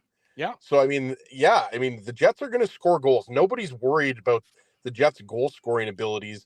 especially if they're able to stay healthy. Dave mentioned it, right? Like the Gabe Velarde injury, the Kyle Connor injury. Despite those injuries, the Jets kept it humming along nicely. Like they didn't really miss a beat when Kyle Connor was out of the lineup, right? I think the record was, I forget what it was. No, they were good. It was good. It was like 15. It was the best. 15, 5, and 3 played. or something like that. It was very good. Exactly, right? So like players, like you expect Mark Scheifele to step up. You expect Nick Ehlers to step up in that situation. Cole Perfetti was playing well at that time. So yeah, it's going to be a younger team, but I think Drew's 100% right. Like that Central Division last year was good last year. Mm-hmm. And this year is going to be even better. Like Nashville, I know some people say, and we talked about this, back on the last show we did on July 13th, but some people say, well, all these guys are older guys, but yeah, but they're really good old guys that still produce. Stamkos, and look at Stamkos and Marchessault's numbers last year. I mean, Marchessault just won the Conn Smythe Trophy 2 years ago, guys. Like, yes, these guys aren't 25 years old, but they're also not 39 years old either. So they're wily veterans. Exactly. And Brady Shea's a really solid defenseman. You've got Roman Josi there, obviously, and UC Saros is one of the best goalies in the league. So I think I'm going to put it out there right now. I wouldn't be surprised if Nashville wins the division this year. Look, I don't disagree with you, Ezzy. Dave, last thought to you before we wrap for this morning. Well, I was going to say, it's just amazing to think that this time next week we'll be breaking down the Jets and Flames prospect game that takes place at the Young Stars tournament. Of course, no post-game show following the Young Stars tournament, which probably will only be broadcast on the web, I guess. Yeah. But regardless of that, it's a lot of fun to be back talking hockey with you guys and, of course, everybody in the chat. Make sure you smash that like button and subscribe to the channel. And I want to give an icy shout out to Ted Wyman, who is, I saw the Bombers did that yesterday. I thought that was awesome. Ted's dealing with some health issues. Keep fighting, Ted. We love you. Yeah. So I talked to Ted. We still owe him a beer, of course, because I told him when he was feeling better, we'd take him out. So we'll do that sometime in the next few weeks. But he's in our thoughts. And I like that the Bombers did. I thought it was real classy that they, all the players went and, gave him a shout out and wished him best, because he's not going to be able to make it to the Banjo Bowl tonight to cover it. He's the sports editor, of course, of the Winnipeg Sun, as everyone should know, but he is in our thoughts and our hearts. So we're hoping that he continues to get better and we see him around the rink soon enough. Amen to that, Dave Minuk. Thanks to everyone for joining us this morning on the Illegal Curve Hockey Show, presented by our friends at Play Now. A big thank you to all the sponsors of Illegal Curve. They make the Saturday show, the post-game show, and the website a possibility. That's our friends, of course, at Rumors Restaurant and Comedy Club, Play Now, Holt Dental, Boston Pizza, Tough Duck, and Seagram's. More to come as the season gets closer to fruition. It's been a great Saturday morning. It's great to come back. If you're heading to the Banjo Bowl, whatever you're doing tonight, please be safe, people. As we've learned with the tragedy with the Goudreau brothers, there is no excuse for getting behind the wheel after you've had a drink or two. Uber, taxi, bus, walk, whatever the answer is, do not get behind the wheel. I know people like to imbibe a little bit at the Banjo Bowl, but do not do that. Be safe, whatever you're going to do. Take the bus. That's what we do. When we go to Bombers games, Drew, we take the bus. It's great. It's exactly right. Somebody's going to get you there safely, and then you can have a few if you want. Do it safely, folks. Thanks so much to everyone for joining us. Smash the like button on your way out. For Dave Minuk, for Ezra Ginsburg, I'm your host, Drew Mindell.